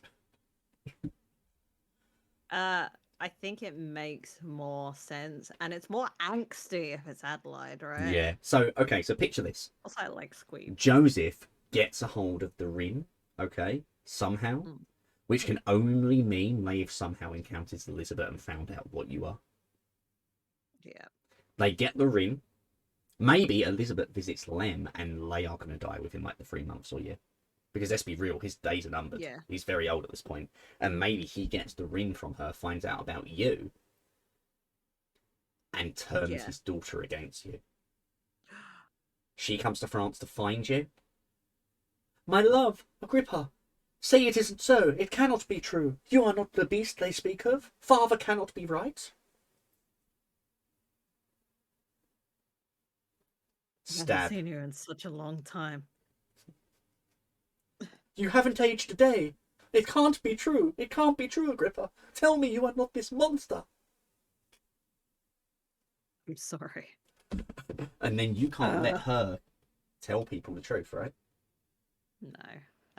Yeah. I think as well, maybe I was like Agrippa was feeling very vulnerable as well to have it all kind of I mean, we moved to France, right? And the 1800s. It's not a great place to be right now. It's not great. It's not great. It would be very easy to make a young woman's death look like just part of the revolution. Yeah, I think that's what happened. The question is, are you Or checking free skills to take the ring back? Or do you just want to get away? everything really sucks for Adelheid right now because she's found out that he was gonna propose to her at the same time that Yeah, she finds out that he's a yeah, monster, and then she dies. yeah. I like to imagine that she doesn't actually have anyone else in her life right now either. Like she never married because here she is all these years later, so furious about what's happened, so sort of emotional about it at this point that she's actually travelled to France to seek you out. I think as well, maybe she walks in when Agrippa is like on his way to do another kind of feat, as it were. When he's changing. Oh no, Yeah. she's in the wrong place at the wrong time. So she sees it by happenstance, and that's what kills her. I like it. I mean, you are going to have to flee again, but it could just be elsewhere in France. Again, like, it's not Right, yeah, necessarily it's going to just be going to be obvious. elsewhere in France. Yeah, we don't need to necessarily, like, move country again. Are you going to check free skills and take the ring back, or are you just going to check the one skill and get away when she, like, maybe I tries will, to fight you in self-defense? I will check the one skill and then just flee because I don't. I think if he's startled enough, he's just gonna like whoop out the window. I flee with my life, leaving Adelheid dead. I like the idea that you are changing at the time. You're literally preparing for your trip out for that evening. Adelheid walks in, starts confronting you, and you're desperately trying to get her to leave. You're desperately trying to get her. I'm so sorry, we can't talk right now because you can feel the change coming on werewolf style, right? And she just Yeah. doesn't listen and she pushes you. Okay? And then Mm. you start to change and a conflict ensues because she's like, oh, and this is literally a monster, picks up a knife, goes for you, tries to stop you hurting her, and it just doesn't matter because of what you are. Yeah. By the time you Yeah. come to, she's dead and you have to flee that home. You don't Yeah. even think to take the ring. Yeah. That works. Holy crap, there's always a point where it starts to get pretty grim, right? Oh yeah, I love it. I Same, love it. same, I just oh same. Oh man. Okay, so I'm gonna go ahead to characters and I'm gonna actually strike a couple of characters out now. Okay. I'm going to strike out Joseph as dying of old age by this point. yeah, boy. Okay, so I'm going to go ahead and turn it into a nasty red to make it easily noticeable. Okay, Yep. this one over here, Adelheid, Mm-hmm. slain by Agrippa. Oh man, that's sad. And we're going to put them down here in a graveyard. There's character graveyard. Yeah, I have a little carrot graveyard down here till we need them again later. We are caught in, not anymore. Not caught in anymore. You need to check one skill. I guess the sharpened, Uh, maybe the hunting or the sharpened senses make the most sense here. As both like I things go you with would do. sharpened senses because it's more of like it's less of he's actively hunting and more of like it's an instinctive kind of Yeah, that retaliation, makes right? sense. And then we just need to throw it in the memories as well. So I again, I think that makes the most sense here for the story of the ring, personally, because that ring is gone at this point, right? Like it's just been left on the corpse. Mm. What do you Yeah, think? yeah. Ring's gone. Ring's on the corpse. There's like Finds a me. panoramic shot of the corpse Oh, from like it's glinting in the up top. firelight as the door slams, Oh yeah. and like the blood is just slowly poured in around it. We cut to a scene of paws against dirt roads. Oh, so you left a lot of stuff behind there as well. I mean, I imagine you turned back in the morning. That's why you haven't left like your bow and arrow and your other possessions there. But like, you just had to grab and run as quick as you could. Give me a D6 and D10. D6 and D10. Oh yeah. Man, at some point you have to change your name. And then Hugh Jackman Honestly. comes in singing. And I'm And Shiver. I'm Jafar. Also, the dog page is coming wonderfully. Oh my god, need to go to the dog page. It is coming in wonderfully. I really like the one down on the bottom right, like the little moustache. That's beautiful. Honestly. Oh Jesus Christ! I'm speeding through this. This is an 8. Wait, yeah, another 8 forward? Another 8 forward. I Holy rolled crap. a 9 on the D10, and then I rolled a 1 on Moving the up to D6. 22. Moving up to 22. Create a mortal character. You have shaped them from infancy to be exactly what you want. Lose a resource. Now, before we do this, we've already stricken out Adelheid and Joseph, both as characters who have died. Joseph was older than your other friends, and that makes a lot of sense for him to have died of old age. At this point, since you've moved somewhere else and then started shaping another character from infancy, we are going to have to assume that Squeeb is either very old or dead. I would say very old, so there's still opportunity for him to be in the next prompt or two. And Otto in the same boat. Both of those characters are kind of old men at this point, right? Yeah. So you are going to, let's reread that. Create a mortal character. You have shaped them from infancy to be exactly what you want. Lose a resource. So you don't have many resources here, by the way.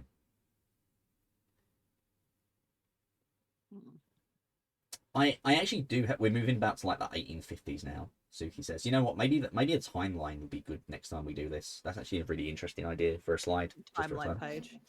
Because I'm going to do this again. I will absolutely do this again. Suki, if you'd be up for this one day, I'd love to. Because I want to do more roleplay stuff on the channel. This is a nice, easy one-on-one gateway way for us to do it. But I would like to try and run some...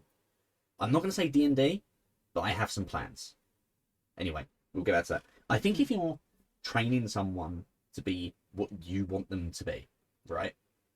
Yeah. I have 2 thoughts here based on your resources, because you have to lose a resource to make this happen. Either you educate a young man or woman, the Book of Folk Tales, teaching them to read the same way you taught yourself to read, or the bow and arrow, you teach them to hunt for you to kill. Yeah, I think to me personally with this character, I think the bow and arrows makes more sense. This is an immortal character, right? This is a mortal character.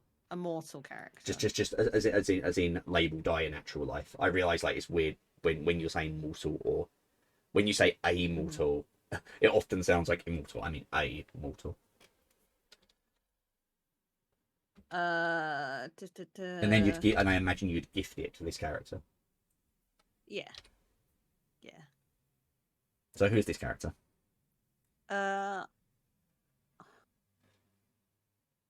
This is from one of our existing characters, right? No, this is a new character. You create a mortal character that you have shaped from infancy to be exactly what you want. I like to think that Agrippa has adopted a little street rat. I knew you were going to say that. Find French names. French names? It's a good time for street rats. Aladdin. What? Street rat. Maybe, Marius, says Dodo. That's very, more Roman, isn't it?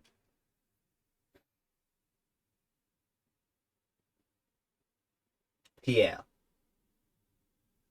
Hang on. Yuck. I'm looking for something specifically. Okay. Javert. And I'm Javert. I mean, do we want to continue our little trend that kind of started up here recently with Otto and Otto the Arameus? Listen, I'm looking, right? Don't interrupt me while I'm on that. You got it. I won't interrupt you. I'll just spend this moment reminding people that we are currently doing this with Overworld Kobold. you can go check out their channel on twitch.tv/Kobold, where they play a whole bunch of cozy detective games. They are a very dear friend of mine, moderator on the channel, fantastic member of the community. You should go check them out, and I'm just going to give them a little pat on the head just for you guys. There you go. There you go. Pat, pat, pat, pat. Genuinely, I just scroll past a name that is like the name of the country that I'm a dual national in, and I had to stop for a second, like, huh? Amazing. Ah, you scroll past Australia. That famous French name, Australia.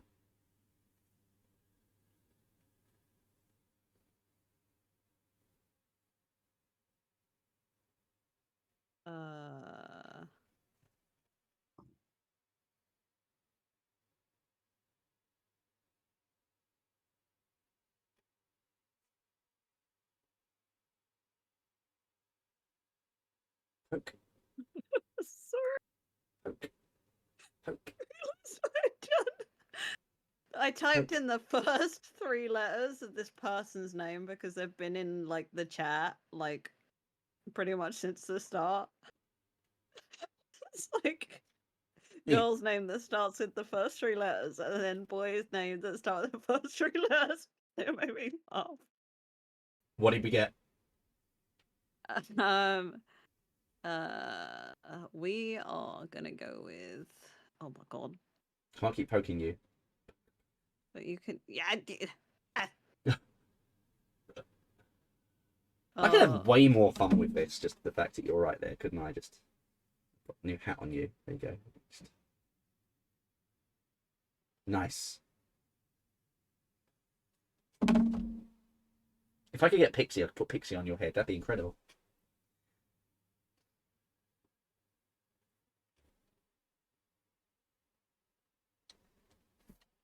Okay.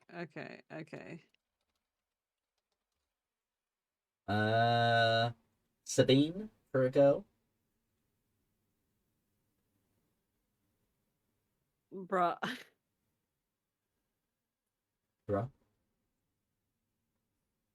A lot of these are Sanskrit. Catherine. Oh, that's actually just cute. What? I like that one. What? Alright, I'm gonna type it in. Okay. I'm just gonna go ahead and delete this. There you go. Throw it in. Ah! Suki. Can you see how I had a problem? Is Suki a boy or a girl? It's a girl. A young girl. I raised in France. That was just like me Googling names starting with suck. Yep, I understand where that will be a problem. Suki, a young girl I raised in France, and taught to hunt for me. So, I want to ask you about this gift of yours, right? Or this curse, depending on how you look at it. We've discussed that you kind of like get energized by death energy, right? Yeah. By like the knowledge that people are dying, or even people literally dying in front of you. Like that's probably the proper feeling that you really, really get going with. Yeah. Does it have to be a human, or can it be an animal? Can you subsist on animals for a little while, for instance? I feel like animals is more like a short-term kind of, I'm just going to have a packet of crisps for So lunch. maybe that's what Suki does for you. Maybe you literally taught them your trade as a mortal. It's a hunt. So sometimes they will bring you bodies, and they just think it's for trade. They don't know what you are necessarily. Yeah. So we've checked the bow, and we're ready to move on. Give me a roll. I haven't been recording these prompts. Crap. Oh. Doesn't matter. That's a you problem. We will know if we've got one we've already had. We'll have to remember that more clearly next time. Hey! We're going back 4. Back 4. The last one we went forward like 8 or something, right? Yeah. So we're still fine. Yeah, we're still a long way on. So yeah, so because Overbold has rolled, give me the numbers. A 1 on the D10 and a 5 on the D6. Because of that, we subtract into the minuses, which means we're going back 4 to number 18, which you have fed too long in one place, destroying a community or social group. Who were they? How did the last community member die? Gain a scavenged resource and lose a resource. Now, there's only one resource you can lose here. The book's gone at this point. Aw. It also occurs to me we didn't actually update the memory of that little girl. We should do that real quick. Yeah. So where are we putting her? Uh, You know what? It kind of fits in memory 5, right? It's still the hunting yeah. concept. Yeah, I like that. I look so hard for a suck name. Most of them were Sanskrit, and I was like, no, stop Right. it. So, what community members have you, or social group, have you destroyed in this time in France? Again, about 1850s.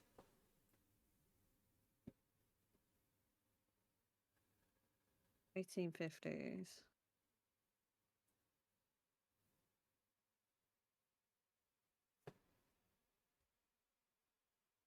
Remember, this doesn't need to be something that's big politically and geopolitically at the time. This could just be like, this could just be something more localized to you and your community at this point.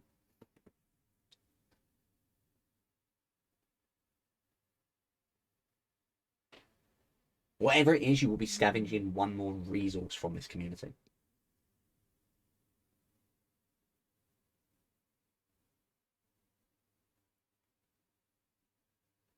Hang on, I'm just checking up on what. Oh, Suki.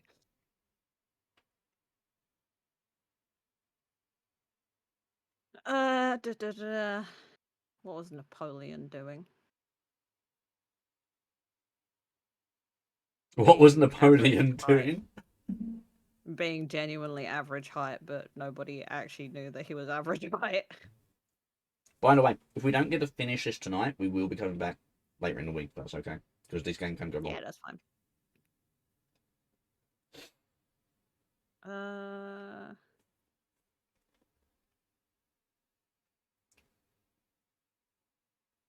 God. He did a lot. In Early 1850ish, he was France. doing a lot. He was starting an empire.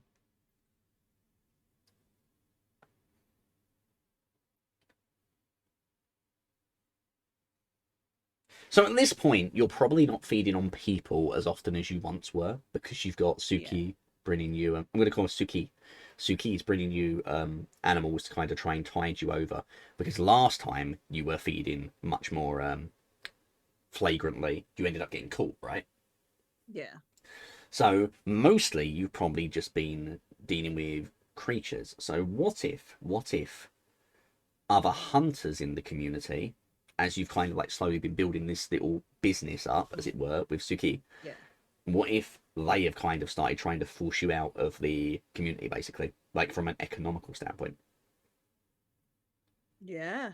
What if the other, um, butchers, people who would manage pelts and things like that, the actual hunters of this French village or whatever you're in, what if they were like, I don't like this new guy and this new business muscling in our territory, and you've kind of like been forced to pick them off, so you're feeding on them.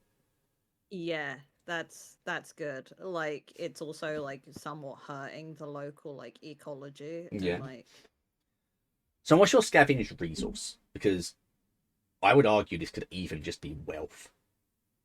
I'd say wealth. Wealth's a good one. And if we go back to this, to memories, we're going to need to pop that in there. And again, it probably just makes the most sense here, right? Yeah. Suki and I Days. force out hunting businesses from our small village. And she probably has no idea. She just thinks they're all like leaving. Yeah. I like the idea that Suki has no idea what's going on.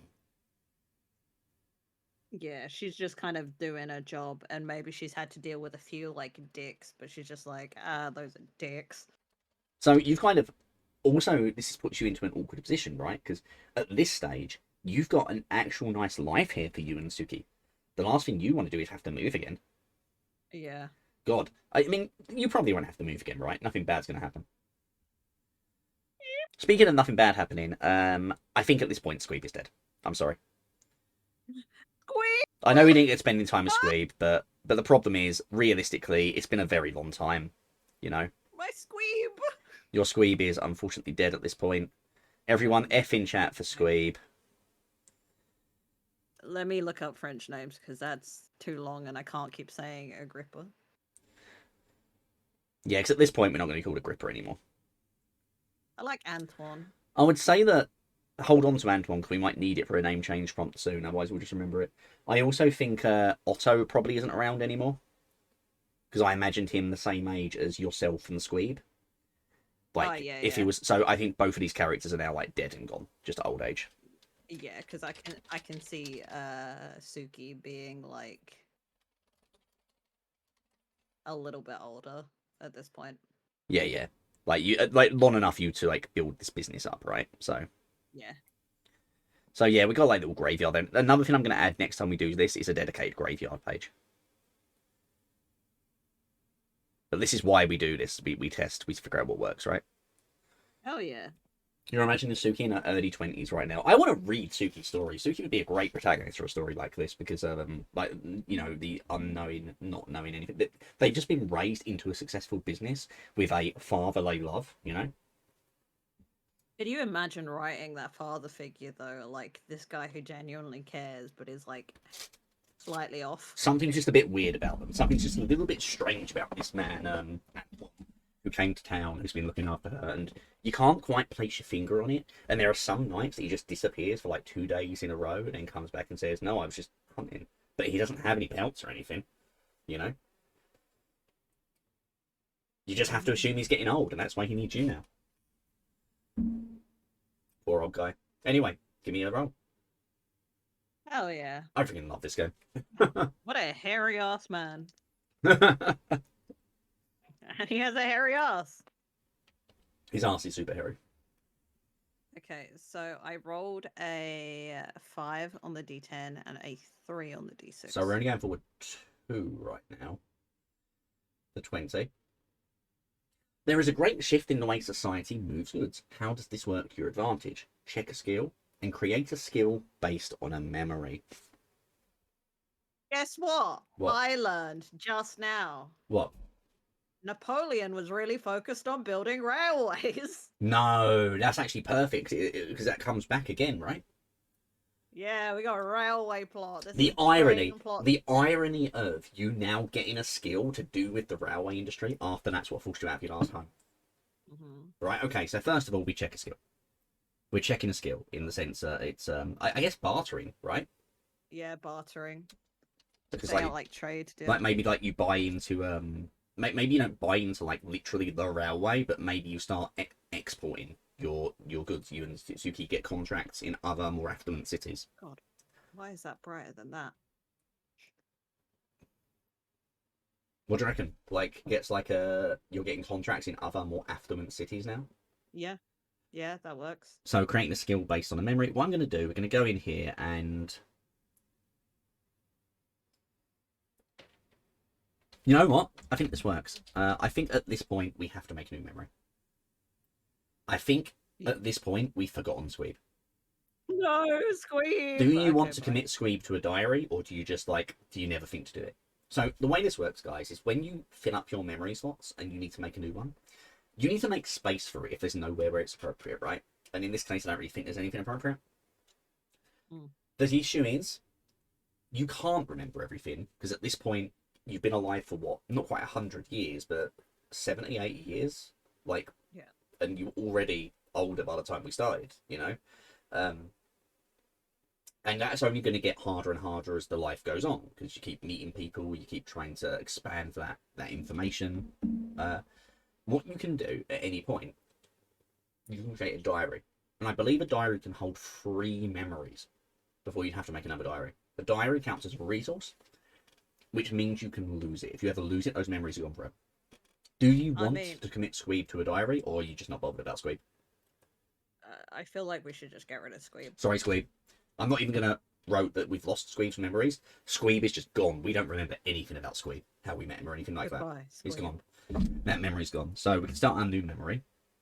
So I and Suki begin to grow our business, exporting to nearby cities via rail. What do you reckon? Yeah, So you would probably have boy. employees now that Suki oversees Yeah. and stuff like that. So we've checked the skill bartering, and we're gaining the skill. Should we just put export, import, export? I was gonna say business. Business. That's nice and vague. I like it. Can do a lot with that. Also, I'm very attached to Suki right I now. like Suki a lot. Like, it's a shame because at this point she's probably about 25, 28 years old based on the last early 20s consideration. Yeah. At some point she's going to die. You understand that? Yeah, I do understand that. Okay, cool. So give me an O2 rolls.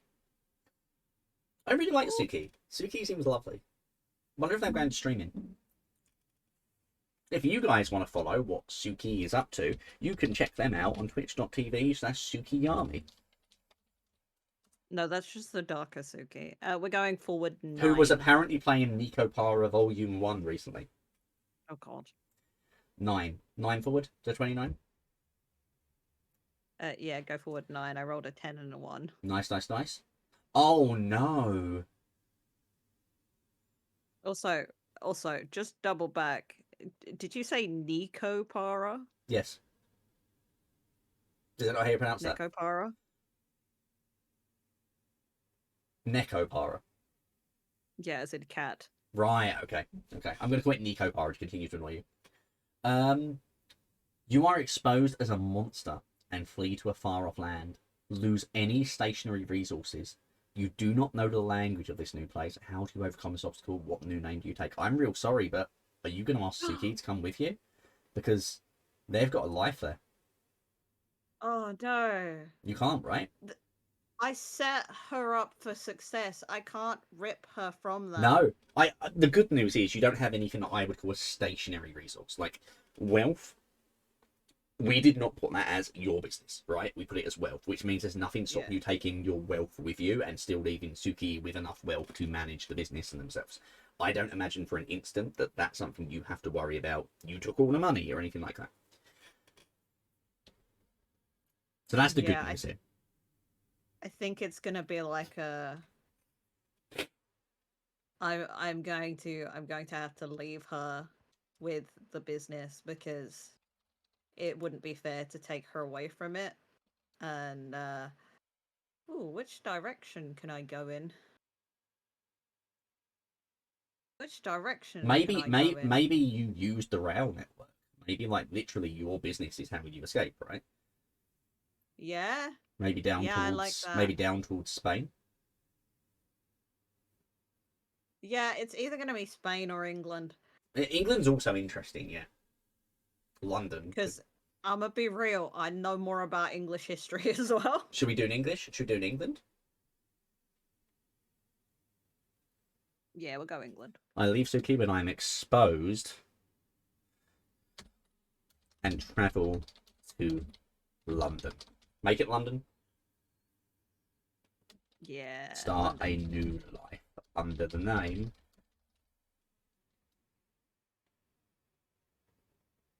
What's your new name? Well, I've got to do an English name now. Bear in mind, you don't know English, by the way. You do not know the language. Oh yeah, I don't know English. So That's like you're gonna have to be overcoming that obstacle over time. You'll be learning English, like you're educated, but initially you've got to have a way that you kind of like managing that. Well, here's the thing: you're saluting for Suki, but they're still alive, Suki Army. Like they might not be out in the story yet. Right, okay? What is the kind of name that a French person in the 1800s thinks someone from England would be called?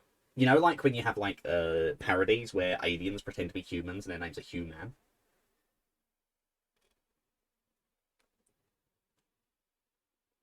What's your like? What's your? I'm definitely English name right now.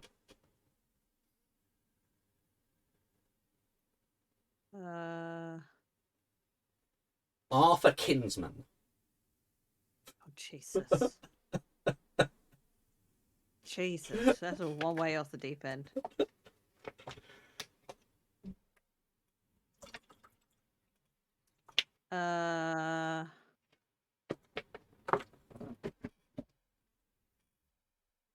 Sorry, I'm scrolling. You're all good. You're all good. Really turn off the feminine names. I'm concerned about the laughter. What have we got? What have we got? The laughter is very much an in joke. It's got to be an Uh, anglicized French name, right, Suzuki? yeah, so just so I can tell you the in joke and then move on to a different name because I'm definitely Sure, not sure, sure. using this name. I just scrolled past Ambrose. Oh, you need to.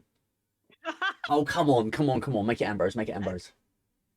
You want me to have two Ambroses, so I Yeah, see. yeah. I love the idea of you having to undergo that trauma twice. All right, we'll go with Ambrose. Ambrose. Nice, nice, nice. For those who are not aware, are we allowed to talk about the origins of Ambrose? Yeah, go for it. Cool. Ambrose was the OC of Overbold here in a Call of Cthulhu game, who I murdered in said Call of Cthulhu game. Very brutally. So Our characters were best friends. here's hoping to do it again. So you don't speak English, right? So we don't need to necessarily write this part down a great deal, but how do you kind of like manage that to get going? It's just for ourselves. Oh, I think. Hmm. But I like speak French and German. You do speak French and German. Realistically. So Maybe like early on, you're only able to find work and the very, very particular groups who also have that language. Otherwise, like the localized Yeah. groups, because and it takes a while for you to integrate into society. You know? yeah, maybe I use the excuse to other French speaking people that I was escaping like Yeah, you're not Ron Suki. all the changes happening in France. Yeah, that makes sense. That makes sense. Well, Like I regardless, take refuge. you know what time it is, Overbold. Get your It's time shiny, to roll. get your shiny math rocks. Yeah, it is a huge cultural hub. Yeah. I probably opt to speaking German more than French though. The with prompts are like attitude the of English basis here. people. The prompts are the basis, and we should try and use them as they are written. But there are times when like you can very easily circumvent them because of stuff like that, Suki, for sure. We are moving forward 5. 5 to 34. Are you still? No, you're not writing down the prompts. No, I stopped because I'd already started to miss them, and because of that, it was like I thought it doesn't matter. We got to remember if we. Hopefully, we'll just have to remember if we get to them next time. I'll record the prompts. I thought because I'd already missed about 4 or 5 of the damn things, it was silly to try and start grabbing them now. This is a bit of a difficult one. Okay.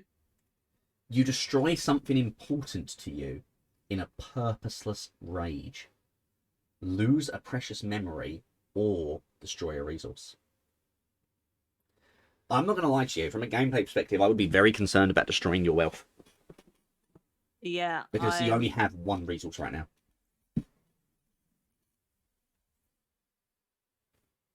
So losing a precious memory would require you to basically like destroy something that's basically mean that memory that skill is.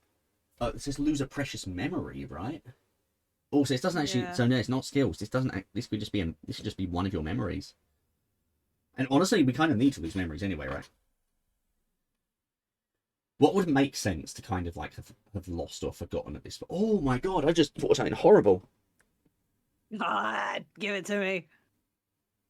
Do you even remember who you used to be? Do you even remember being a gripper?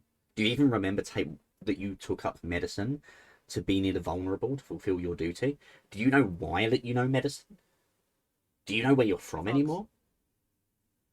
Hey, Fox. Yep. Nope. It's gone. It's gone. So, yeah. We don't even need to put anything in there. It makes no sense to record a memory there. That's just a thing that happened. You just destroyed something to you that was keeping you a link to that time. You know? Maybe just like whatever notes you had been keeping, maybe not a proper journal, but maybe just whatever notes or like write-ins you had been keeping, you just threw in the fire one day. Things were just stressful as heck, and you just didn't even want to think about it anymore. And then before the week has passed, like, where did you even come from? The earliest you remember is France. Yeah. Oh man, I like that. get your shiny math rocks. Let's go. By the way, just because I think we're all on the Suki tracker right now, Suki is probably like in her 30s by now, right? Yeah. Maybe approaching 40 at push. I rolled an 8 and a 5, so that's 3. Up to 37 we go. Oh. Oh, this is quite concerning. We might be coming towards something that I've never seen happen in this game before. Oh god. Things fall to dust. Lose a resource for which you have no corresponding memory. Do not create a new experience for this prompt. It simply happens as you stare in silence. Time is just passing by right now. I would argue the wealth is gone. Yeah. Because there's nothing else to lose, right? Yeah, there is nothing else to lose. The wealth's just gone over time. Like, because you've moved to London, you haven't had the backing of the business you once had. You haven't had any of your old connections. You've kind of been like just working hard to integrate into this new land. And over time, you've just been reaching into your savings, reaching into the wealth you brought with you, and now it's gone. But all that time has just been passing by. And I think it's reasonable for a prompt like that to say that we're going to move forward about 15, 20 years. Which means Suki is probably 50s now. Yeah. Give me a roll. God, we're in like the just time skip segment of the story. We are going back one. It's a 36. The deceptions you practice for even yourself. Oh, you're going to like this one. Okay. Combine any free traits to fabricate an experience that you believe is true. So any free of your skills and characters can be put together. You believe it is true wholeheartedly. Wait, what year is this? About 20 years or so, we're probably in like the 1870s.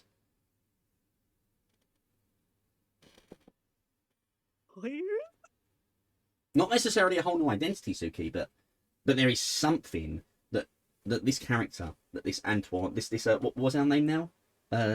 Ambrose has lied about so readily that they now honestly think it's real.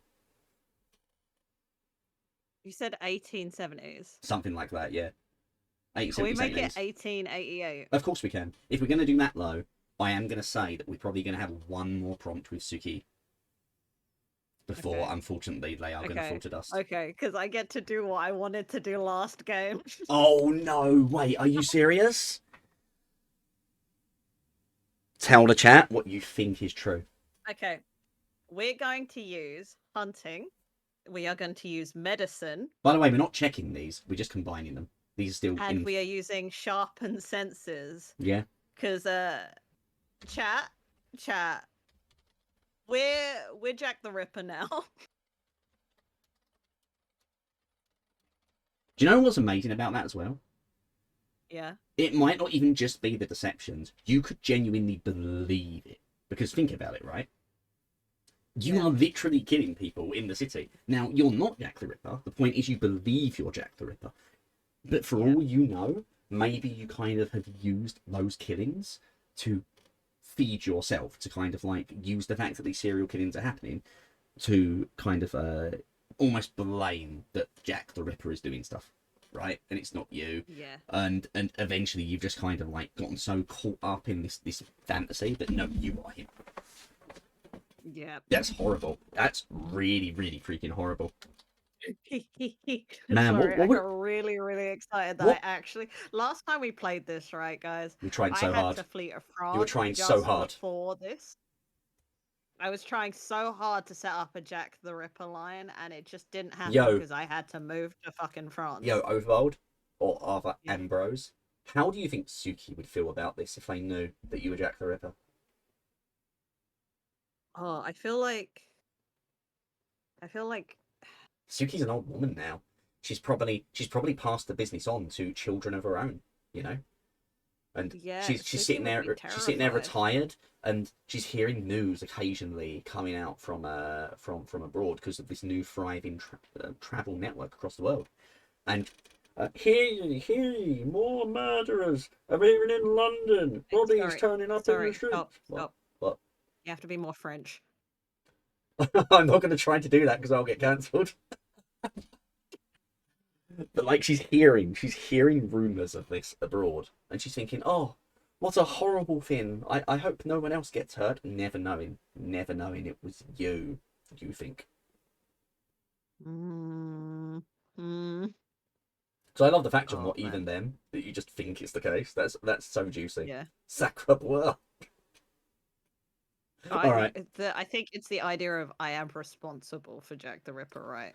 math rocks. Math rocks. Let's go. Sorry, I was lingering on that. I was just like It's good. indulging in Well, that. That was well, it's not very good. over I got yet. It's not very over yet. I excited. don't know how long Jack the Ripper was active, but we've probably got a few more years. We are going back to.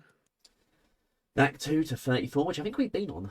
We do. So, we've already been on 34, which was you destroy something important to you in a purposeless rage. Okay? Here is the next one. The next prompt there are 3 prompts for each number, is your frenzies terrify even yourself. Do you learn to control them, or instead choose to embrace this horror? Kill a mortal character, if there is one, or create a mark, if not. So, we only have one mortal character left, and that is Suki. But Suki is a long way from you. I would argue she could easily have died of old age between prompts. So I'm going to let you choose what you want to do here. I think I'm going to take a mark because it doesn't make sense for... Old like, Suki isn't travelling to find you. That means killing Suki, but that it doesn't make sense that all the way back to France. Come here. Yeah, or that she comes to you, like at her age. I mean, I think she has to be dead at this age anyway. I was going to say in the next couple of prompts. So if we are taking a new mark, what's our new mark? How have you become more obviously supernatural? Maybe your eyes? Yeah, I was going to say the eyes. Just like there's like a reddish hue to the eyes now. Cool. And let's talk about the prompt itself. Your frenzies terrify even yourself. So we're going to go ahead and put that here under the Jack the Ripper memory because it makes sense. If like you are currently believing you are Jack the Ripper, right? Maybe your murders are getting more violent. Maybe like instead of appearing to the creatures and draining the life, you're hurrying the process along by savaging them. Yes, I like that. Also, I edited the mark a little bit to be because I wanted it more like wolfish, so it was like reddish hue to the eyes that reflect in light. That sounds perfect. And I have put, I begin to savage my prey, becoming more feral. Remember, this one here isn't true. Begins to believes you're Jack the Ripper. This is, as an extension of it, this is something you're doing. Let's have a D10 and a D6. Oh boy. I'm liking this story. The story always ends up really interesting, right? I love this part of the story where things just get really fucking unhinged. Because the game's got a really good way of giving you waves of like pleasant moments, and then suddenly and now everything's terrible. 10 minus 2, that's 8. Another 8 forward, so we're going up to 42. That's a very special number. Anyone know why? I love that number. Yeah. What piece of contemporary technology can you not interact with due to your supernatural nature? How did your first encounter with this technology almost get you destroyed? Check a skill. Now, I just want to point out before we go any further, we're in a very dangerous position. Because if we lose another resource, the game's over. We don't have any resources right now. If we have a situation where we have to lose a resource, the game is over. We will die. Right. So we are going to be checking another one of our skills. We still have 4 of those to work with. What piece of contemporary technology can you not interact with due to your vampire nature? Well, in this case, supernatural nature. What makes sense for something that feeds on death? Ooh. Hang on. I am looking at the 1880s. At this point, we are coming up to 1900, right? It's been like another several years since you become more feral in your killings.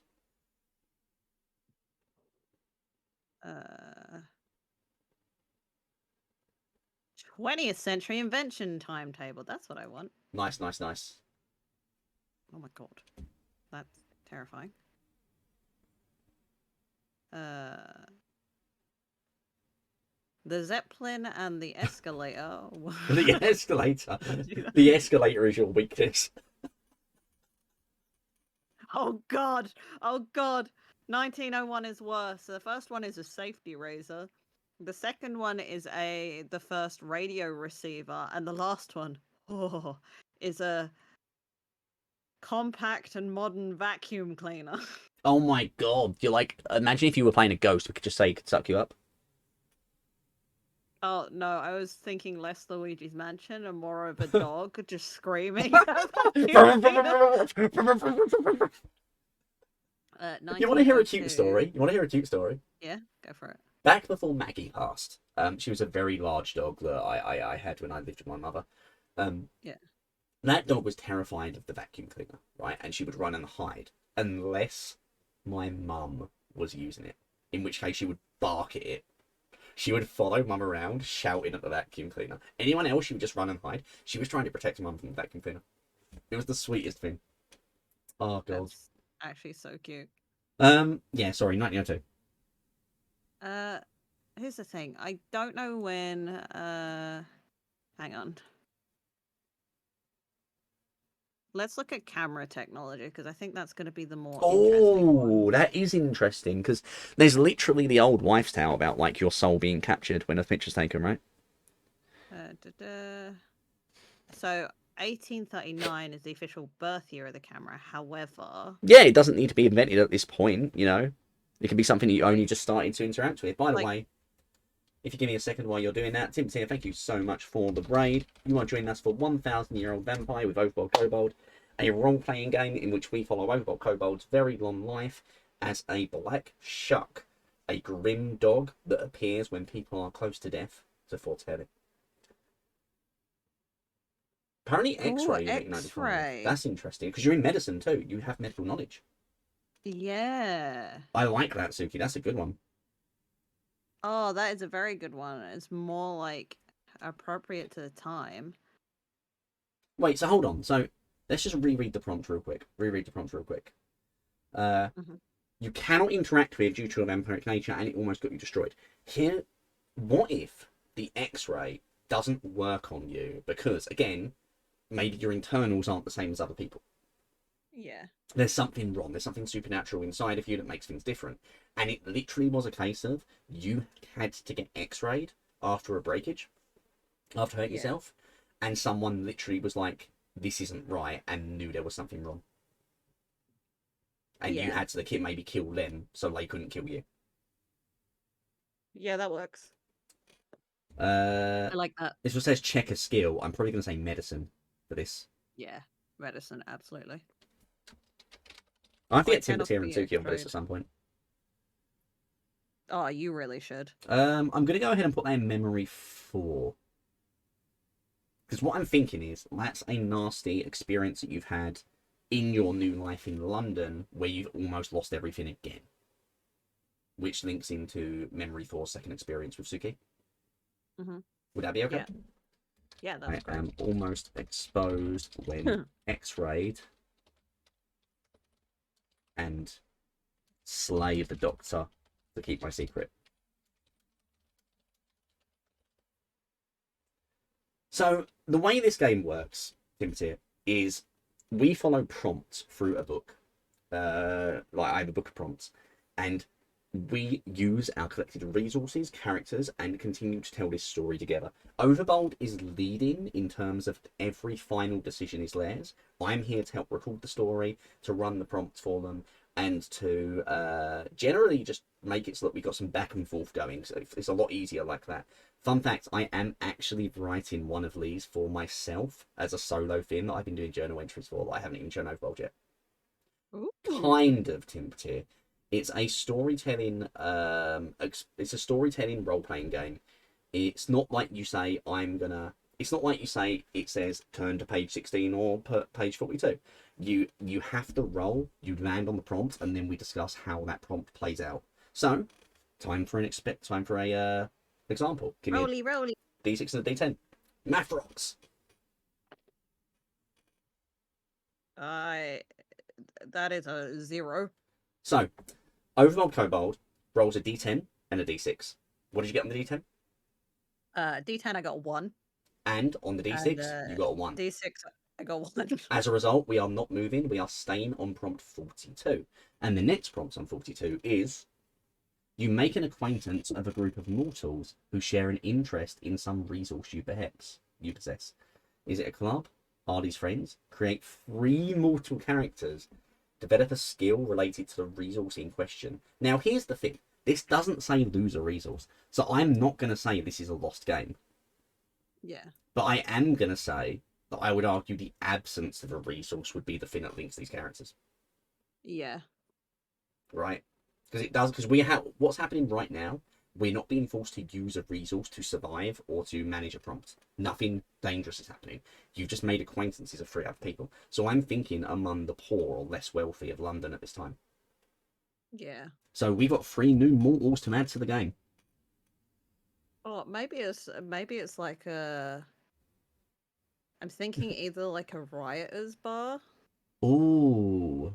or just like a pub in general. You Could be. invented minimalism.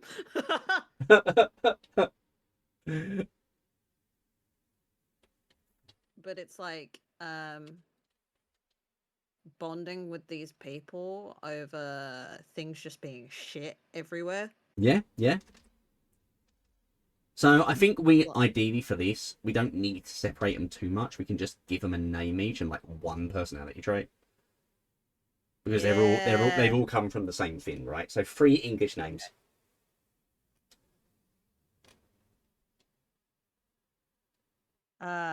we're gonna go with Dorian for Dodo. Dorian. Nice. Okay.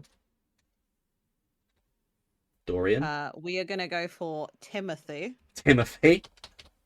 Dorian, Timothy, and Let's see who else has been in chat. It's fun basing on people Stanny in was chat. here earlier. Stanny was here earlier.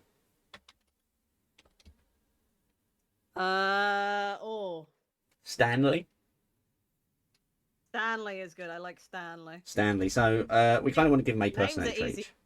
Let's give them like a personality trait each, right? Like just for the sake of like separating them out a little bit. Let's say that Dorian enjoys a good bar brawl and poetry. That makes sense. Okay, cool. Timothy. Timothy I think like a performer. Yeah, like a performer that is very dedicated. Maybe like a to street his artist. work. Yes, a street performer that is dedicated to his work. And Stanny. I would say the Stan. Timothy is staying fire eater. What do you reckon? What in England in the friggin'? It seems strange. Maybe they You know pioneered what, it. fuck it, yeah. Fuck it. Stanley. What does Stanley do? I think Stanley is a business Comic book savvy- artist. Again, and then Sorry, it's a joke. It's a joke. Stanley. oh my god! Oh How my did you God. not get that? Holy No, crap. listen, my brain hurts. No, I understand. I'm sorry. Okay. Stanley. Bring it back around. Like we started this game with a D's nuts joke. Stanley does illustrations for papers freelance. Okay, so And like spiders. There you go. bring me photos of spiders, man. so you make the acquaintance of a group of mortals who share an interest in some resource you possess. So again, I think we are working with the idea that all 3 of these people are working people trying to get a leg up in the world in the same way you currently are publicly, because you don't really have anything else. So what we're going to go is go to the memories, and we need to introduce these characters. Here's the thing. You know what this means. It's time to ditch some memories. Or you know what I think it's time for? Before you start deleting things, do we want to diary any of this? I think it's time for a diary. Diary. So first diary is coming into play. So again, just to explain, because we got some new people in chat, the way this works is you can only have 5 memories as your character with 3 experiences apiece. And as you get older and older and more experiences and memories are added in, eventually you forget things because we can't remember everything. In fact, this character started out as a man named Agrippa. We don't even remember who that is. Agrippa does not remember where they were born, does not remember their life in Bavaria. All of that is just gone. We didn't even commit to a diary. So let's move to the resource page, which is good because we needed a resource. Hell yeah. I've been so worried about that lack of resource. Amnesia vibes. Yeah, honestly, it kind of is. Which one are we putting in diary for now? I'm trying to figure out which one's the most appropriate. I'm leaning towards memory 2 and 3. 2 is 3 is a sore memory. 2 is something that I imagine you would want to remember. You would want to remember Elizabeth, right? Even if there was a sore part of it with Adelheid. We save memory 2. Right, so I'll copy that over.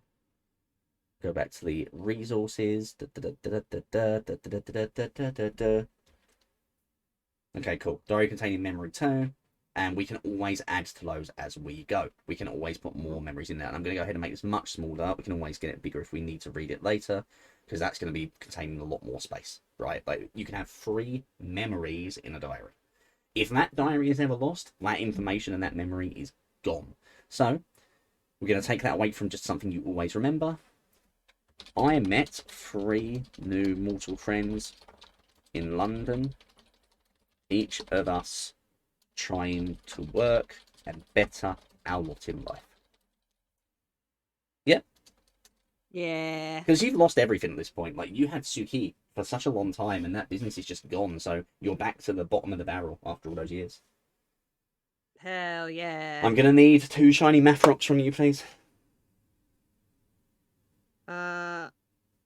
Oh, I got a 1 on the D10, Okay. and I got a 3 on the D6. So we are moving back to 39. And the prompt on number 39 is, age has damaged your diary. Oh no! Oh no! We just got that, baby. Okay, it's not gone. It's not gone. Age has damaged your diary. Strike out 3 nouns from the memories in your diary, starting with the oldest entry. If you have no diary, do this to the first 3 nouns in a memory of middle in age. So, 3 nouns. 3 nouns. Amazing. So, the first 3 nouns I can see is jeweler, Rin, and Adelheid. There's also France. In the diary. Yeah. What does it say? Oh yeah, the first 3. Oh yeah, I guess it doesn't have to be the first 3, right? Just has to be 3 of them. I say 1 in each, right? To murky all the entries. Oh my god, what if... Do we have anything about Adelheid back in our the rest of our stuff? We do in your other memories. We do in your other memories. Yeah. But they won't last forever either. I say take out Adelheid's name, so that could be a very tragic thing later. Yeah, we remove Adelheid. To blank. I gave away the ring to Elizabeth at her urging. She taught me of it. What about the ring? You don't know what you gave to Elizabeth. Ring, You've got no idea I gave what you away gave to Elizabeth. to Elizabeth. And Adelheid finds me in France. I stay to keep my secret, leaving the ring there. Remove Adelheid again. With Adelheid. This is good. This is good. We're slowly losing trace of the woman we loved. It doesn't say that. It just says the diary has been damaged. So, free of the nouns. That will be fine. We don't need to add a memory for that one because nothing has happened except for it getting damaged. So, D10, D6. Oh, I like that one. That's a fun prompt. Jesus Christ. So I rolled a 3 on the D10 and a 4 on the D6. So we're going forward. No, we're going back 1 to 38. Your whole being becomes centered in your senses and your hungers. Create a skill that demonstrates your feral nature and lose an existing memory. Ooh. So I think there's a very obvious memory to lose here based on that diary thing, just for the spice. Yeah. I think we lose memory Yeah. 3. Yeah. Memory Just 3's cut out gone. Adelheid entirely. We don't remember who Adelheid was. What do you say? Yeah, it gives the energy of like I loved someone once and now I Yeah, cannot remember her face. that's amazing. Your whole being becomes centered in your sense and your hungers. Create a skill that demonstrates your feral nature. I love how feral you've become over the last like half hour of prompts. You know, it's gotten so much Hell yeah. worse. A skill that demonstrates your feral nature. Can I be dramatically vague? Of course you can. I love it when you're dramatically vague.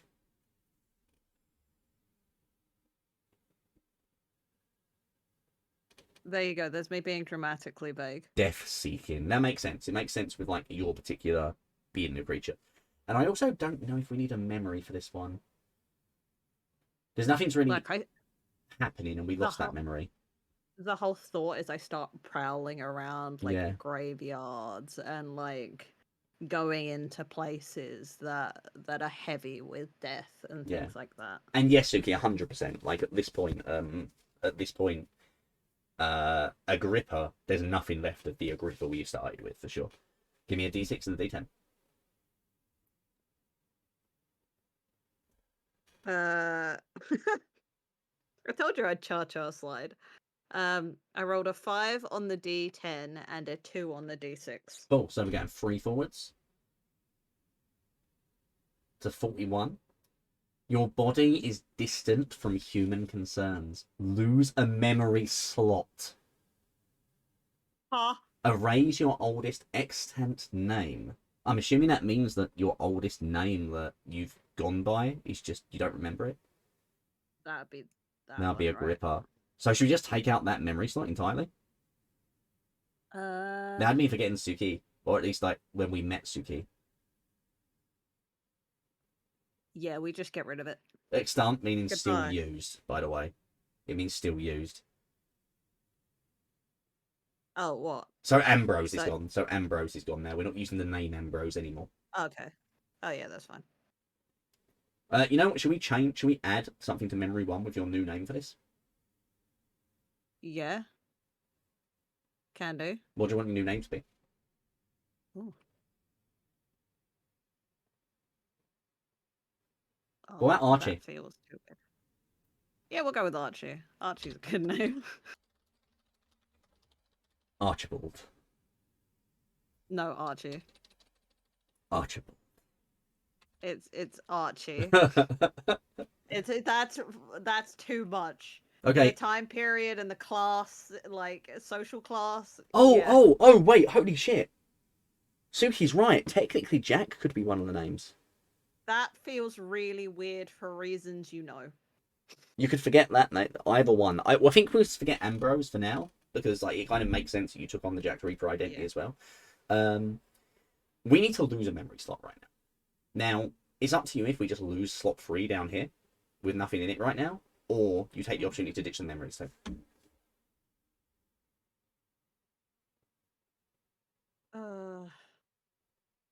It doesn't really matter, but if like you wanted thematically to lose just get rid of memory 3. If I need to remove another memory, it just kind of makes sense. I'll come around and gone. You literally have not. I mean, you are me post-COVID. You are not remembering things anymore. It's just getting harder. Okay. True story. D6 and a D10. Seriously, my memory has been atrocious ever since COVID. Okay, so I rolled a 9 on the D10 Excellent. and 3 on the D6. So we're going 3 forward to 44. An immortal. That should be 6. Oh wait, sorry. Tell me, what was that again? It was 9 and 3. My mistake. Yeah. Sorry. 47. My maths has also been terrible since COVID. The world has evolved in ways you can't comprehend, causing you to lose a good amount of wealth. What happened? Check a skill, create a skill that will hopefully prevent this happening again. Lose a resource. The diary's gone. Oh, for fuck's sake. We're back to like no resources, so we're still on the edge right now. Yeah. The world has changed in ways. So let's say it's about 1915, 1920 at this point. Like your friends that you met at your working man's club are getting older. but they're still alive. They're not dead yet. Timothy, Stanley, and the other one, Dorian, are still around, but they're starting to get a little older at this point and thinking, hey, you look good for your age. What is it you're calling yourself now? Why did you change your name? That's a weird thing to do, but yeah. What's changed in the world in like 1920s? You know what happened? What? You know what happened? What? World War One. World War One? What was that? Was that a small known situation I wasn't aware of? World War One, also known as the First World War or Well, the listen, Great War. assuming we're going with the war, what skill are we checking? So I'm guessing. Obviously, I mean, I think that makes most sense that you were drafted, Yeah. and obviously you were probably kind of okay with that, right? Oh yeah. Because Yeah, it was a great time for feeding. but it also means that you have to check a skill. I'm probably going to say check your business because that's kind of it's talking about you losing your wealth, and I think that's very thematic. Like, Oh yeah. because you've gone into the army and all of your own pursuits in the city have kind of like stalled. Yeah. And you have to create another skill that prevents that happening again. And while we're doing that, I'm going to go ahead and add this memory. I and my friends were drafted in the Great War. Stalled in my business pursuits. This got really, really dark. Oh, I mean, it's just how it goes, right? No, if you double check skills, it went dark in a different way. What did you do? Oh my word, you monster! You went into the arms trade? You invested in the arms trade? Yeah. Amazing. I And feel lose a like resource. this is a remarkably amount, like a huge amount worse than the last time we played this, and I was doing like weird. I remember torturing that the last time you had a really kind of tragic romantic ending to it. Yeah. Anyway, let's give D6 and a D10 because we've lost the diary. Okay. This is what I love about this game. The stories you come out with is crazy, right? We're going forward 3. Forward 3. So, if my math is correct for this time, we're up to 50. Nice. You are captured in a trap set for predatory mortals. What sort of criminal are you taken to be? How does this experience help you to learn to better prey on mortals? Make a new skill that sours the purity of a pleasant memory. So, let's start with the trap. And while no one wants to dwell on this too much, obviously, you have just been drafted to the war. Yeah. So maybe you've been captured in wartime in some way. Yeah. That makes the most sense to me. You've been taken like prisoner of war situation. And then that obviously gets in the way of you feeding on the dead, right? Yeah. To some degree. Yeah. I'm trying to think because that gets in the way of that. But what's it then develops a skill, right? It develops a skill that sours the purity of a pleasant memory, very specifically. So, what pleasant memories do we have? Oh, it's Suki.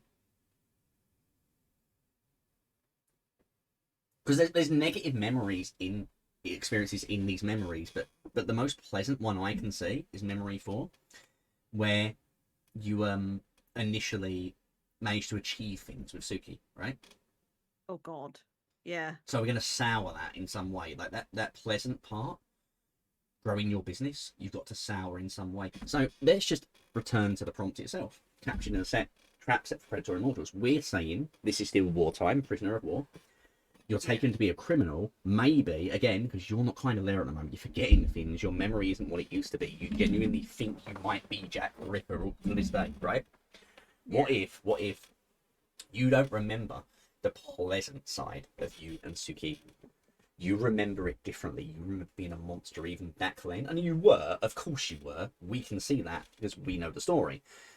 But that pleasant part of the story, that taking Suki in, teaching her the trade, something has soured there. Like it feels like I was almost training a soldier. Yeah. Maybe you don't remember sending her out for animals. Maybe you remember sending out for people. Yeah. Yeah, I think that's good. It's like twisted it. Yeah. So what is your new skill that you've learned to better prey on mortals?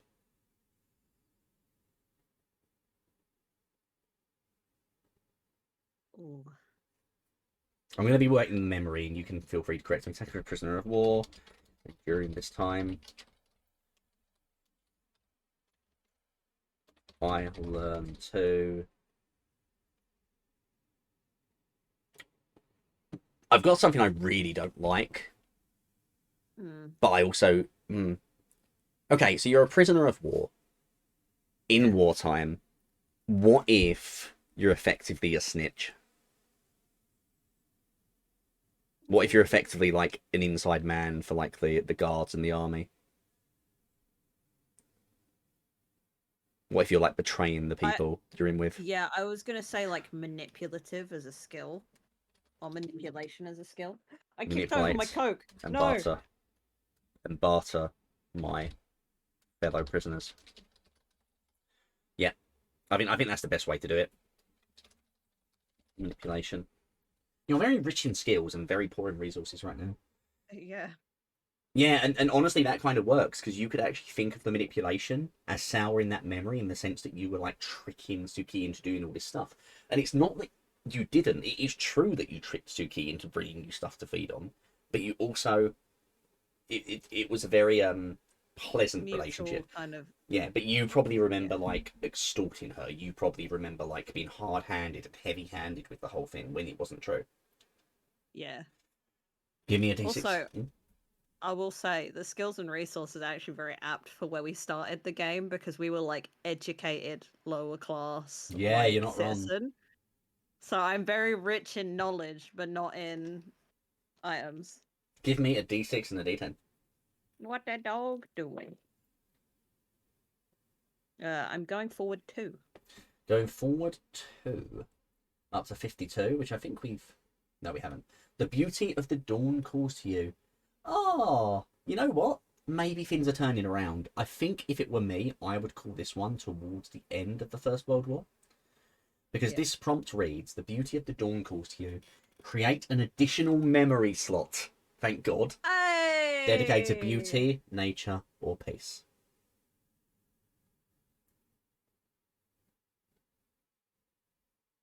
Yeah, maybe it's like at the end of the war, and it's like I have a I have a moment where I could just kind of walk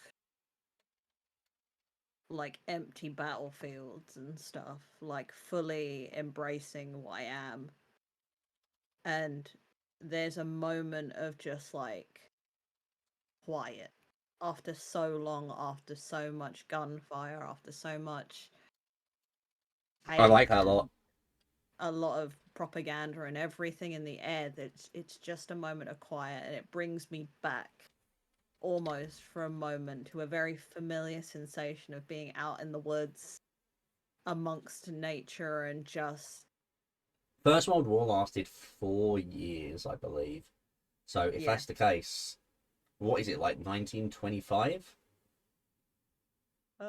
World War One ended in 1918. 1918. I wasn't far off. Um, so yeah, that was pretty good. I like that, and I like that you got the memory slot back. Give me a D6 and D10. I like this because now we assume you return to London, or at least somewhere in England.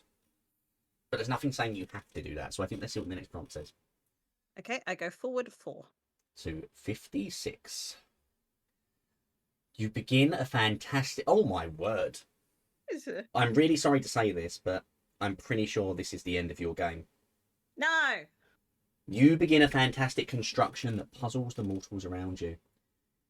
Give just a hint as to its purpose. Lose a resource and gain the skill Visionary. So let's just double check and make sure this is how this works. I think the game ends if you haven't got anything else to lose.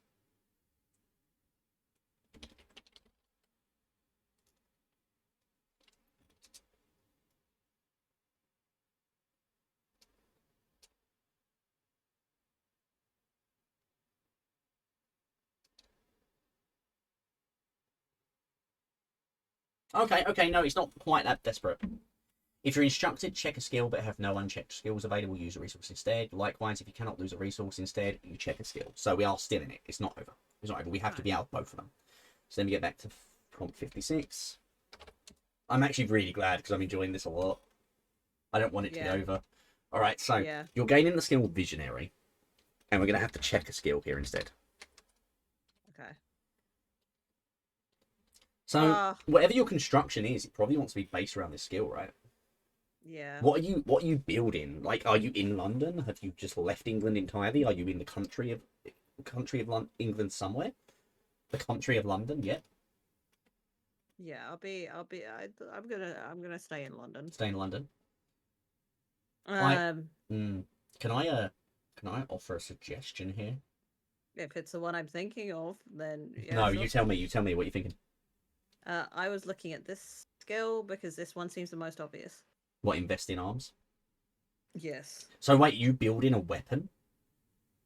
Yeah, maybe something that's intended for. Wait, when was super glue invented? What? Because that can actually come into. See, I'm not gonna lie. I was thinking about death seeking and building a mausoleum of some sort. Oh, that's also really cute. But now that you're saying investing in arms, now I'm imagining you kind of like pioneering like a wonder weapon of some sort that would have started to see use in World War II. Oh, that's World War II for Yeah, super glue. Oh, but here's the thing: World War II's around the corner, right? It is around the corner. It was so the reason why I was looking at. Yeah, it's like another 20 years away. Yeah. Inventing arms after World War One, large amounts of death. Do I want to keep it dark or do I want to do something sweet? I think a mausoleum is actually kind of sweet. I want to keep it on the sweet level at the minute. Because we just came out of the... Oh, okay. Suki's got a suggestion, though. Suki, if you got a suggestion, let's hear it. By the way, I miss Suki. I just want to say that. I miss Suki, too. I like Suki's story as much as I like this character's story. I want to know what else happened to Suki in their life, you know?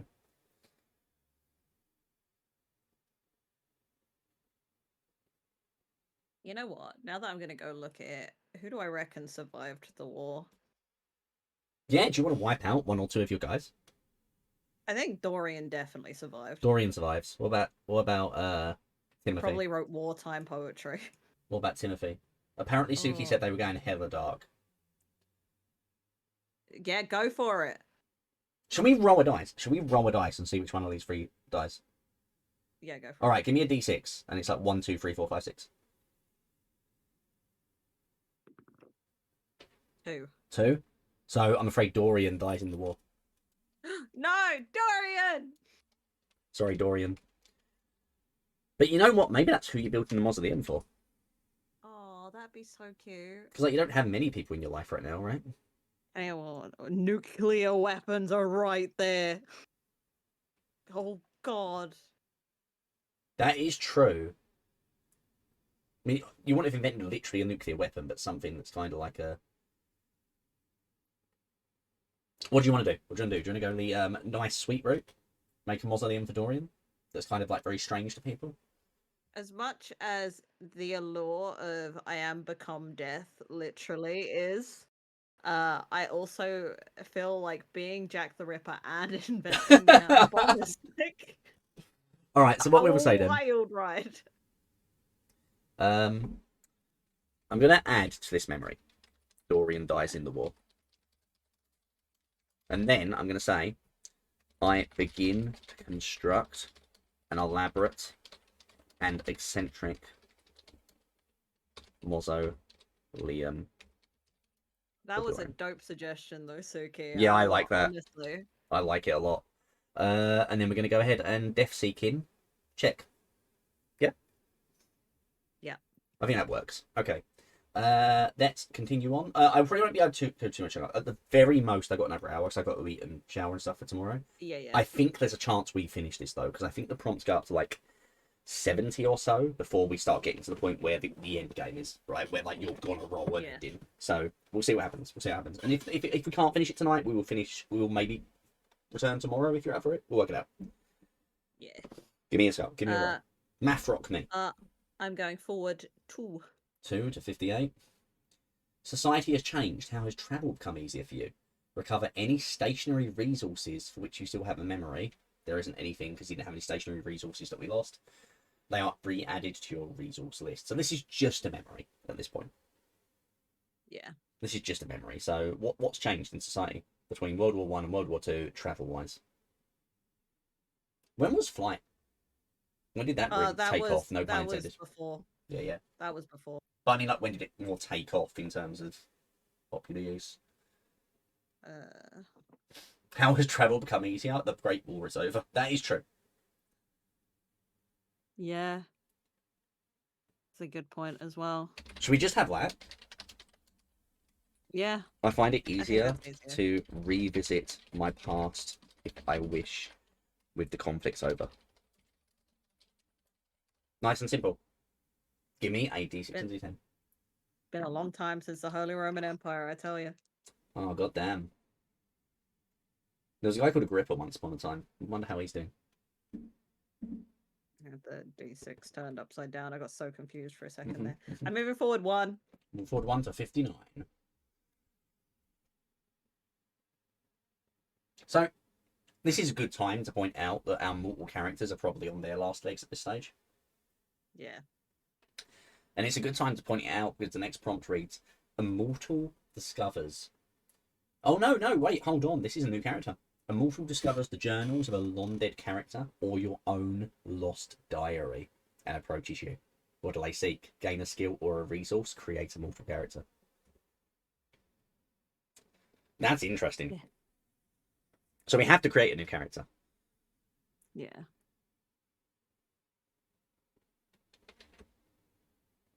So is it your diary or someone else's? Like your diary was lost and it was obscured, right? Yeah.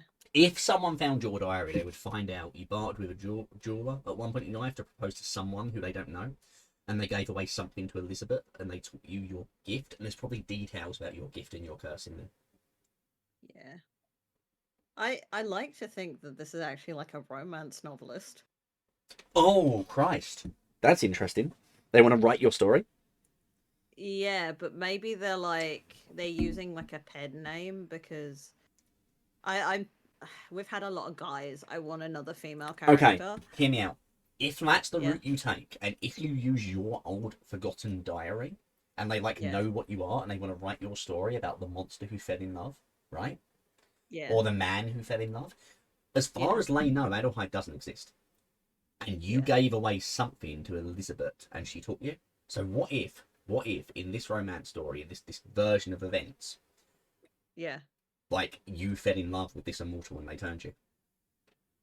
Oh. Because here's the thing: if we look back at our memories, do we have anything about that anymore? You don't even remember how you became this creature, right? No. It was wait. I'm No, looking at your memory memories. 5. Memory 5. Yeah, that is true. But that could be how that goes regardless. Like, I think that works. Yeah. Yeah, I like that. All right, what's her name? Let's go with Cassandra? Yeah, we'll go with Cassandra. Cassandra's a good name. Sandra, a romance novelist, finds my old diary and approaches me to write my story. Okay. And, we don't need to worry too much about the particulars of what that story is here. We've run it in the memories. Gain a skill or a resource. So I'm assuming you want a resource because we're pretty thin on those. Yeah. I guess just money again, maybe. Yeah, because I don't want to put the romance novel in there. Wealth, right? Maybe Yeah, like you're getting royalties and cuts from it. Just put royalties, actually. I think royalties is a better resource rather than having wealth in there twice. Royalties. And then we'll put in the memory, and we're going to put it in here. So where's it going? Because something's gonna have to go to a do diary or be thrown away.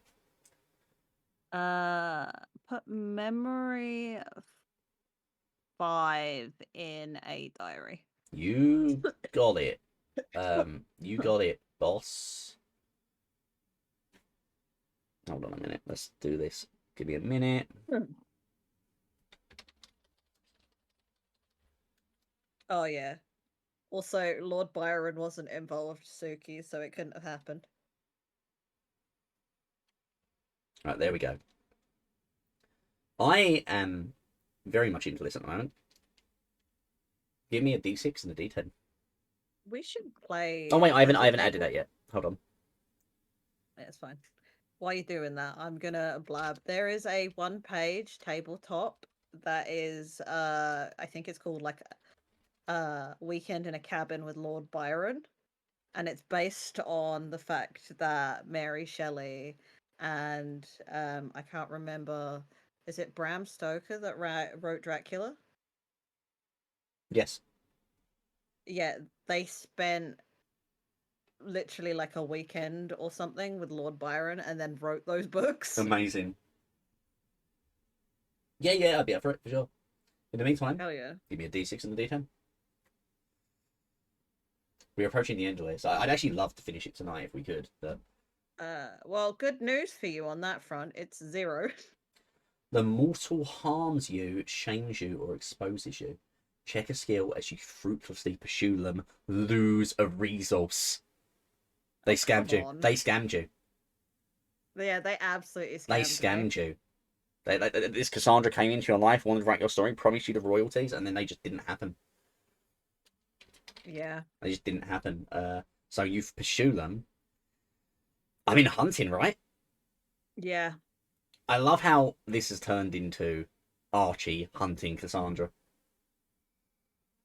How the turntables have turntables. I hunt Cassandra as she cheats me of my rightful royalties, and the book shames me.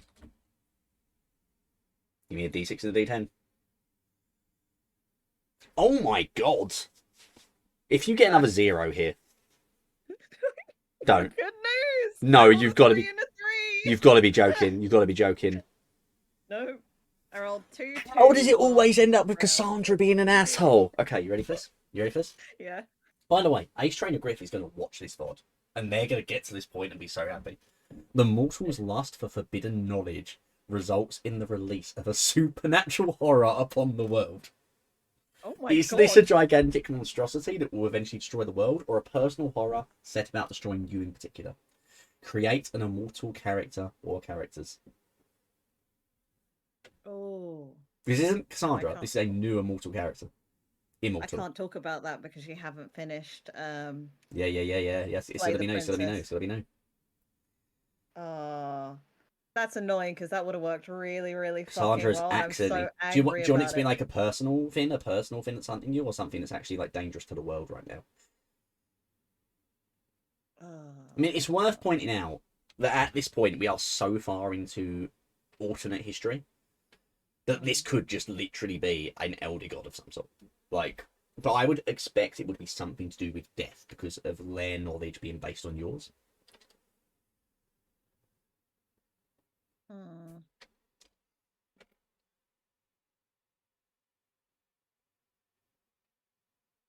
Like perhaps, like because you've been hunting them, they have managed to contact or contract a reaper who has made it their task to bring you to the grave at last.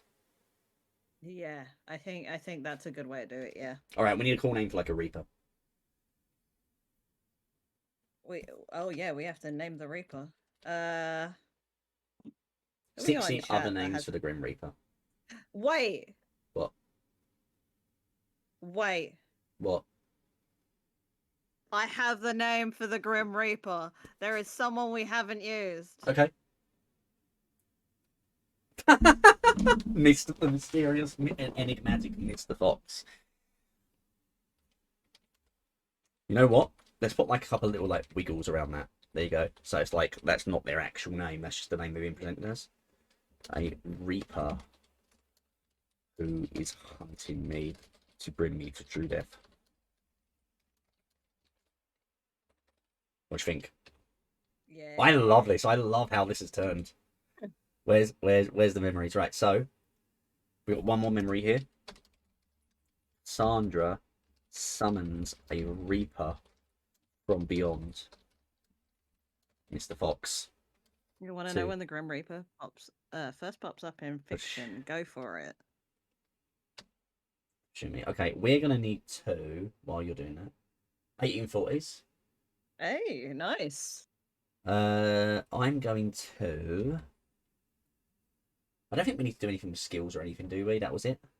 I think at this point, though, we do probably need to strike out Stanley and Timothy. Goodbye, friends. I think they probably both died of old age at this point too, right? No, wait, no, hold on. Because nothing's moved quickly. They're probably just old. No. No, fair We're enough, like fair enough. Pre-World War II. Give me a so... D6, D10. D6, D10. So things are about to get worse. We go back one. To 58. So we've already done 58 once. So the second one is. So this was the one where society changed, travel becomes easier for you. We said the Great War, and technically you get stationary resources back. What memories are unearthed by wandering these old places? Get back a lost memory related to the stationary resource, or gain a new treasure resource which you'd concealed here. Oh. So this one's a little tricky, right? Because to get back a lost memory, we would need to remove one of our existing memories, which is fine. I personally think getting a new treasure resource makes more sense because you don't have any stationary resources anyway. Something of old that you've left behind, you know? Yeah. It could be the ring. Oh, yeah, we'll do the ring. The ring's back in your hands. I have the ring again. Recovered when wandering. Like, you don't remember the ring, but you know it's important to you, right?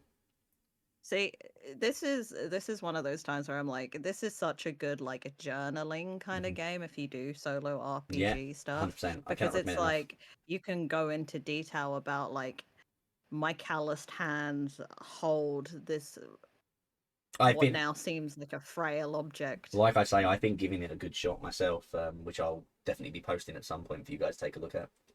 Hell yeah. Cannot recommend this enough. We need to forget a memory.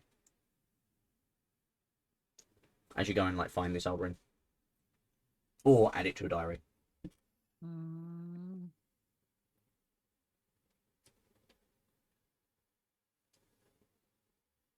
Maybe memory 4 has to go. Yeah, it's been so long. Are you going to put it in the diary? I'll put it in the diary though. Unfortunately, it's just been too long at this stage. Like, we can't really justify holding on to that much longer. There we go. Okay. So, I travel the world and find my old wedding band. Where do we find it exactly? Because we're not going back to if we go back to the house, like that court's long gone, right? May I make a good point? Do it. And this is why I had to set up in England, because I know more about England than I do like the history of England than anywhere else. We're in London near the British Museum, and it was in France. So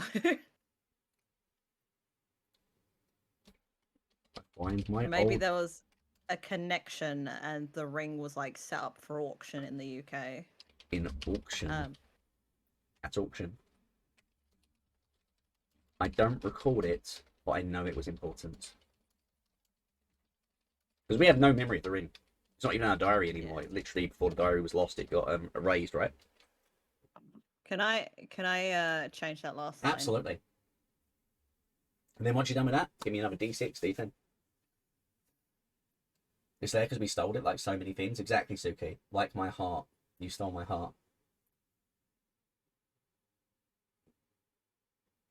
Oh. There you go. That's upsetting.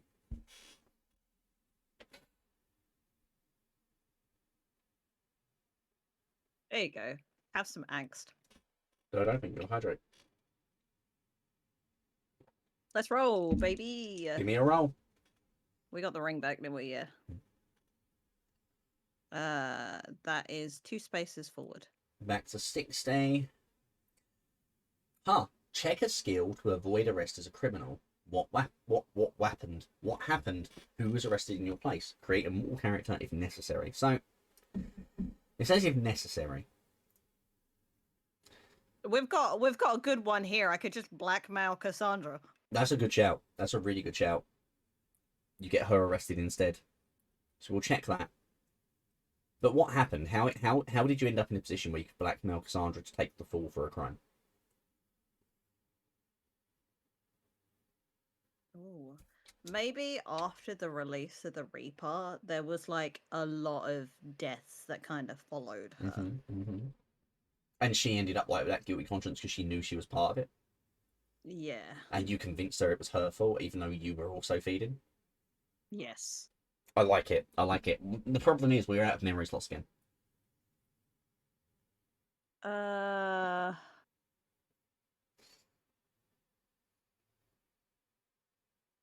guess forget my friends. Alas, my friends. Should we just forget them? Not even, I mean, this doesn't seem like the thing to diary, does it? Compared to the rest. No. And if we're doing that, I also think it's probably about time to give them their old age. No, it's not. They're still alive. They're still alive. They're still alive. It's not been too long. I keep jumping the gun, but you know we're not even at the World War II yet, right? Yeah, no. So we're probably still fine at the moment. Like we were getting close. We've got to be in like the 1930s. Yeah. Like early 1930s, but we've got to be getting close to World War II. Memories. I blackmail Cassandra. Take the fall for my kills with the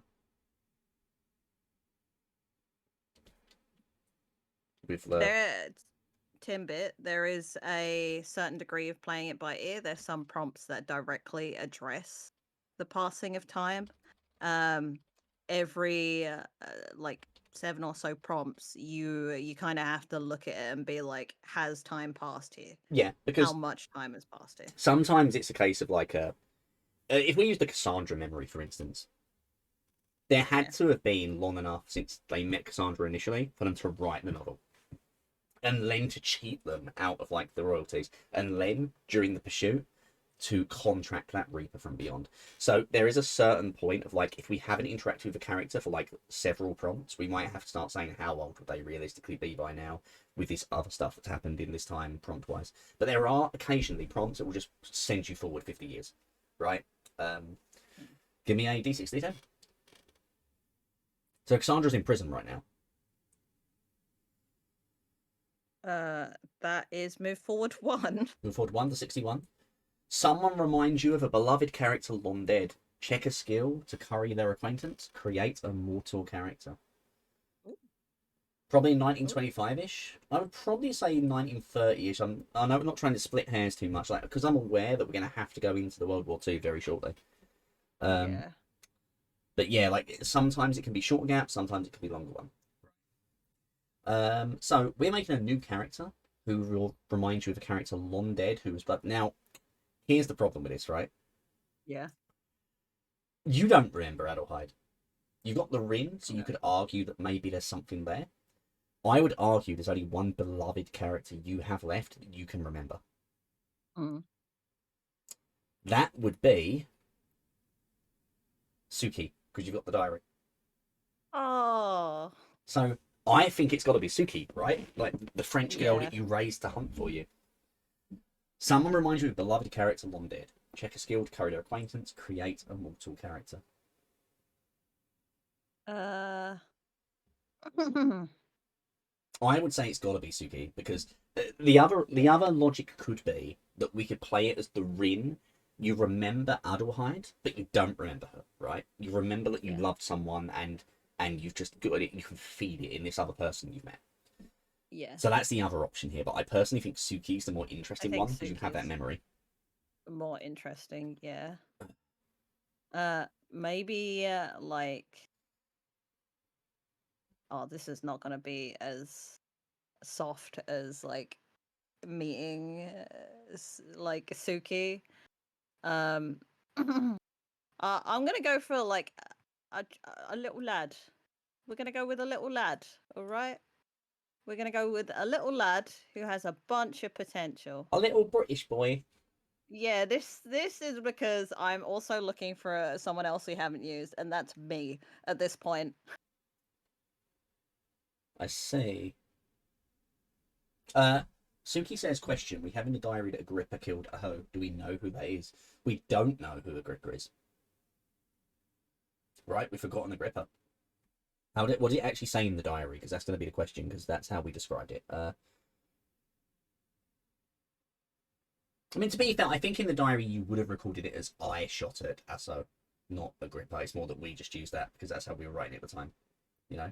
Oh, how do we know who Asso is? Because it's in the diary, I would say yes. At the moment. It makes sense you would still know who that is. Also, I love the fact that neither of these immortals, Elizabeth or Asso, have turned up again in the whole story. Oh my god. Sorry, I just learned something about a name that, oh my gosh.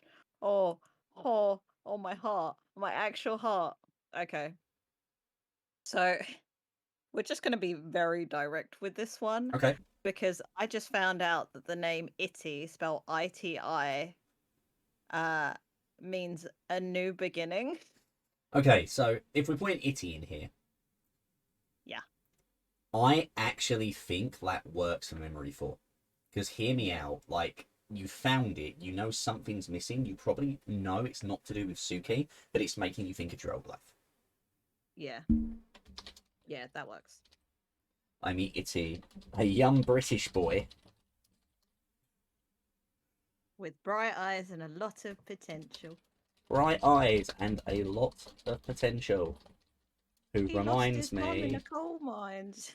reminds me of Suki.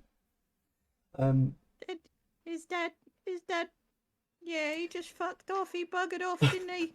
Check a skill to curry their acquaintance. So, what skill have you used to sort of get? I don't think this is gonna be pleasant, but I think we need to check manipulation because our memory of Suki is the You manipulated that's her. what we had to do. Yeah, you're right, because you remembered that memory wrong. You don't remember a pleasant time with Suki. You think you kind of coerced them into everything.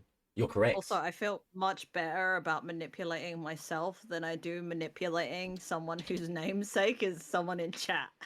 I manipulate them into a relationship with me. Yeah. At my side, I'll put. Because with me makes it sound like you're romantically involved with the small British boy, and that's not really what we want. Absolutely not. So let's actually create Itty, because we haven't done that yet. So I'm just going to go ahead and put him in here. Can I get some head pats? Yeah, give me a second. I need my hands for a minute. Oh. Oh. You can have a head pat in a second. Oh. Right.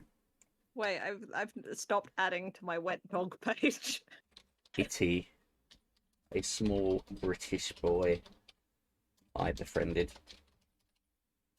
/ manipulated. Okay. You know what? Okay, wait. Head pats, where are you?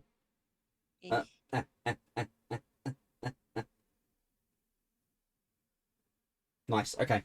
D60 10. Hang on. I'm typing, okay? What are you typing? Where are you typing? I don't trust you. There's so many dogs. I'll put it up here so it's a little more visible. There you go. That's a wet rat right there. So All right, come on. got these wet dogs. We'll have a message and make sure there's nothing from Miss Fox. No, it's not. Other people keep messaging. That's fine. All right. D60 10. D60 10. Okay. We're on 61. We've got to be coming up on the end of this now. Oh, well, Please. you say that. We are moving forward 8. Oh my god, 69. Nice. Nice. So actually, we are right at the end of this now, because I'm pretty sure we're coming into the point where we're actually likely to be ending the game. You bond with an ancient enemy character over your shared past, finding it something more comprehensible than this modern world. Check a skill, you become friends, share a resource and gain a resource that is shared with you. Now, I think we only have one enemy. Is it you? Give me 1 second, sorry. You're checking if Pixie's in here, otherwise she's out. Oh, no, I haven't seen her, sorry. No, I take it back. There's two enemies. There's Mr. Fox. There's also Cassandra.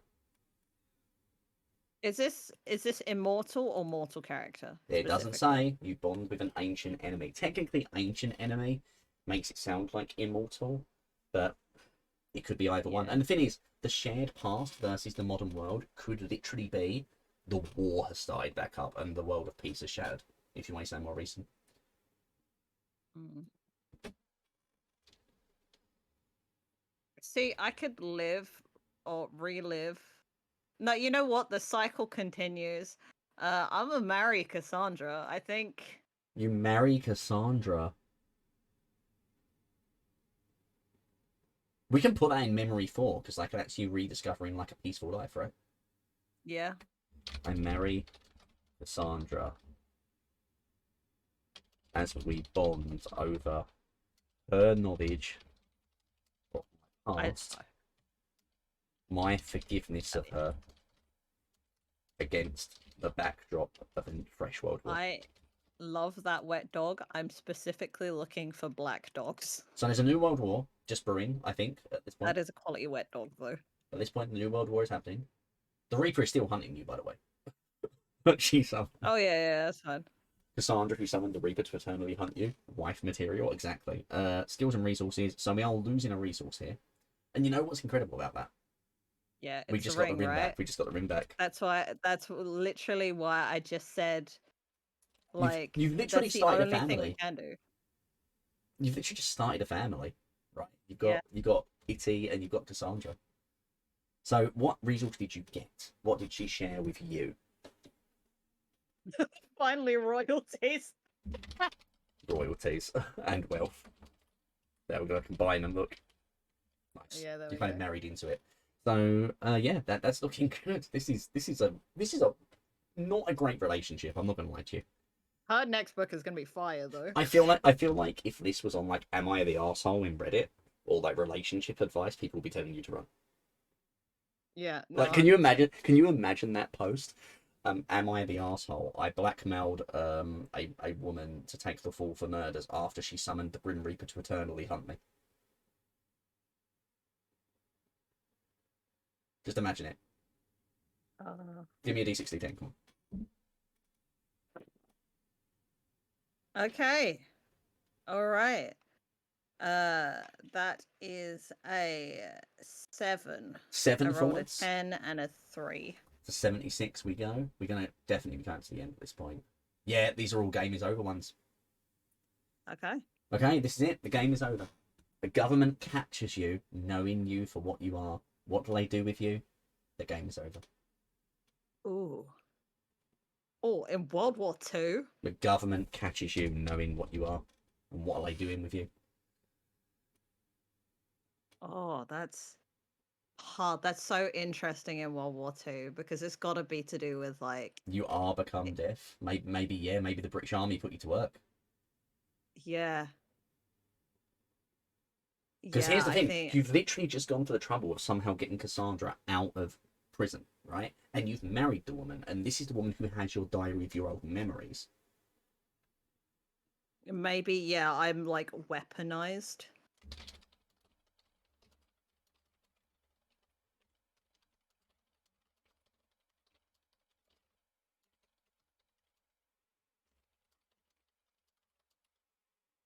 Man. Like, my brain also was like, honey, I got all these royalties from the book. Invest it in the arms trade.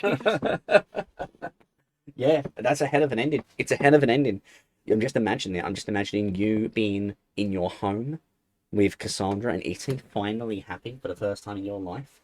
And at this point, you've been hearing that the war has begun, right? And Nazi Germany is back, and they are actually starting to mobilize, and people are being drafted, and the officers come to your door, and you just think it's the same as before. It's time to go to war, and they hold up the diary. Oh, yeah. And it's like, Mr. Archie, Oh, you don't have a surname, says Mr. Archie. Mr. Archie, we need you to come with us. And you never see your family again. Shock. And you end up effectively brainwashed by them, prowling the battlefields, aiding their troops and hurting the enemy troops. And the Just entire get winter soldiered. the entire time you are being followed and watched by the Reaper, who is just letting you suffer. Yeah. Yeah. And that is the end of Agrippa's story, who began as a Bavarian hunter in the Holy Roman Empire and ended up a literal Grim Reaper on the battlefields of World War II, with little mind of their own. Oh. That was fun. This has been a lot of fun. This is always a lot of fun, and that's probably the quickest one of those games I've had, which is quite nice for tonight, because I know I've got to be up tomorrow. But I'm definitely looking forward to more of these. I've known these games to go like almost twice this long if you go back a lot more. I freaking love this. This is such an incredibly good storytelling experience, this game. It always has been. I'm taking us to the dogs instead, sorry. This is something I definitely want to continue to play more of, and as I've been saying, I want to do more roleplay stuff and more games on the channel like this, more collaborative things.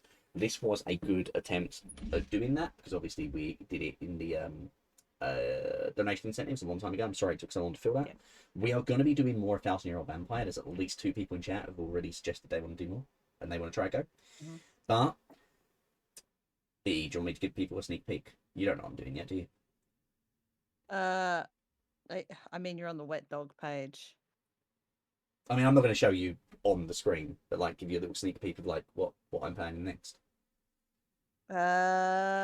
You absolutely can, but before you do so, can I just like bring together this entire game in a way that's just satisfying to me? You may, of course you can. I'm going to keep poking you in the meantime. So, as post the last stream, the scene, we see images of the war kind of flash by with hints of like almost like a ghostly animal prowling. Honestly, there is a sense of observance of death, of peace in the creature through each scene we see, but the focus is never on the actual animal itself, it's on the war.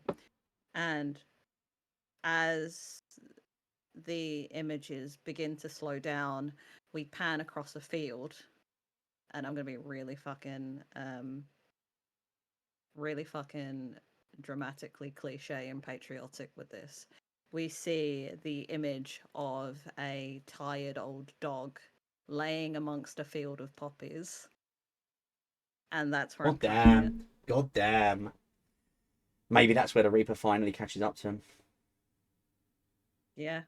Finally lets him finish, lets him rest.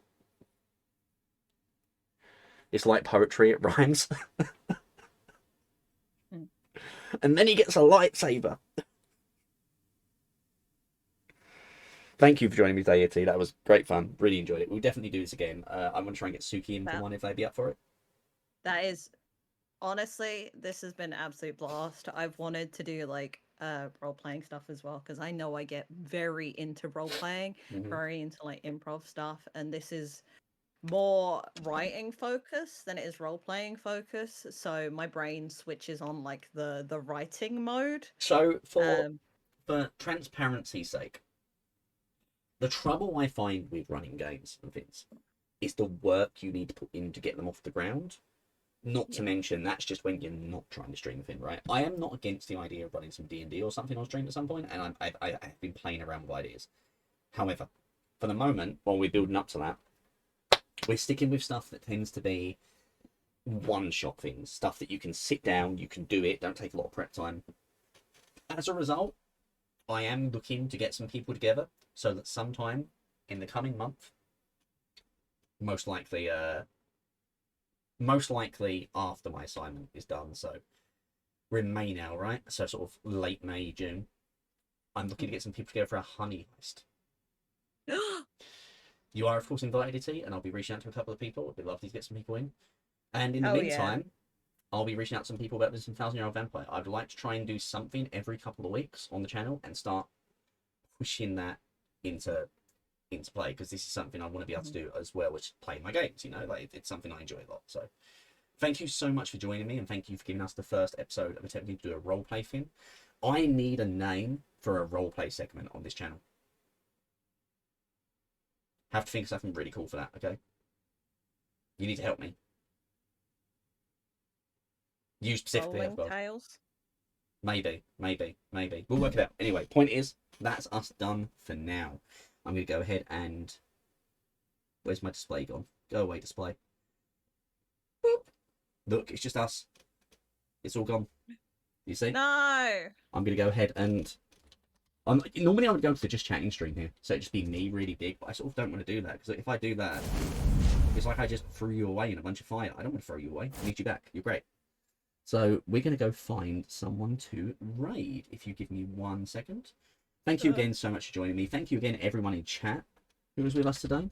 And we will definitely be doing something again of this ilk very, very soon. I'm not sure exactly when. I'm not sure exactly what it's going to look like. But thank you so much for taking part in this just first initial thing with us. I really do appreciate it. Yeah, it's fun, dude. There's definitely going to be another 1,000-Year-Old Vampire one day soon. I'm going to talk to a couple of people. And hopefully a honey heist, as I say, in the next coming few weeks. And I already have a few people I want to reach out for that. So I'm looking forward to that a lot. I have a whole theme ready. But I've been like giggling over it basically for the last 2 days. I'm going to raid, and I'm just looking for someone to raid. Let's see who's on right now, because I haven't got a lot of people on. Anyone got a lot of people on? Anyone got some suggestions? Let me have a look. Let me have a look at what do. I've got. Let's see what that dog doing. I can see someone playing Claire Obscure Expedition 33, which is the new RPG everyone's raving about, and I really want to play it because I wasn't too crazy about it, the look of it, and then it was being sold to me by Stanny, and the way they were talking about that game, I'm like, no, I really do need to try this. That looks incredible. But I'm not going to raid over to Lem because I haven't seen that person in a very long time, and the last thing I want to do is jump in and spoil myself on anything. Right. I have quite a few people playing things. Oh, it depends who I want to. What? I have so many people that are streaming right now. Nice. Oh man, Overboard Kobold's delicious. Let's have a little look. I can't help it. I'm just so hungry right now. No. No. The stock's really good. I don't know what I'm doing with my life. What am I doing with my life? What you happened just to me? Ended a game. What happened to me, Itty? Here I am, pretending to eat the scarf of a PNG next to me. I have a suggestion. Okay. I am going to copy and paste the name in, and they are playing Haunted House Renovator. Sure. I'm supposed to wait till after stream to question my life choices. Joke's on you, Suki. I'm always questioning my life choices. So let me pop it in chat for you. Please do. Because Kyo is wonderful. Kyo, I know that name somewhere. Hang on. Where did you go? Cotton Eye Joe, da da da da da. Cotton Eye Joe, da da da da da. Long time ago, da da da da da da da da da da da. Something Joe. Man, I'm getting hungry. Kills. Right, nice. I'm just gonna copy paste that. Right, we're gonna go raid this person. They come recommended by Itty, and Itty is pretty awesome. So I kind of trust Itty's judgment here, which also means it's Itty's fault if they're terrible. But I'm sure they won't be. You're a wonderful being. I believe it. Guys, go on, go see Kyo. Overbold, thank you again so much for joining us this evening. We're going to be doing something like this again very, very soon. I appreciate you a lot, and I appreciate every single one of you guys in chat who hang out with us. Oh yeah. Everyone, big hugs to you. You each get one lick from me. I am licking all of you. You have no choice. Nice. Bye.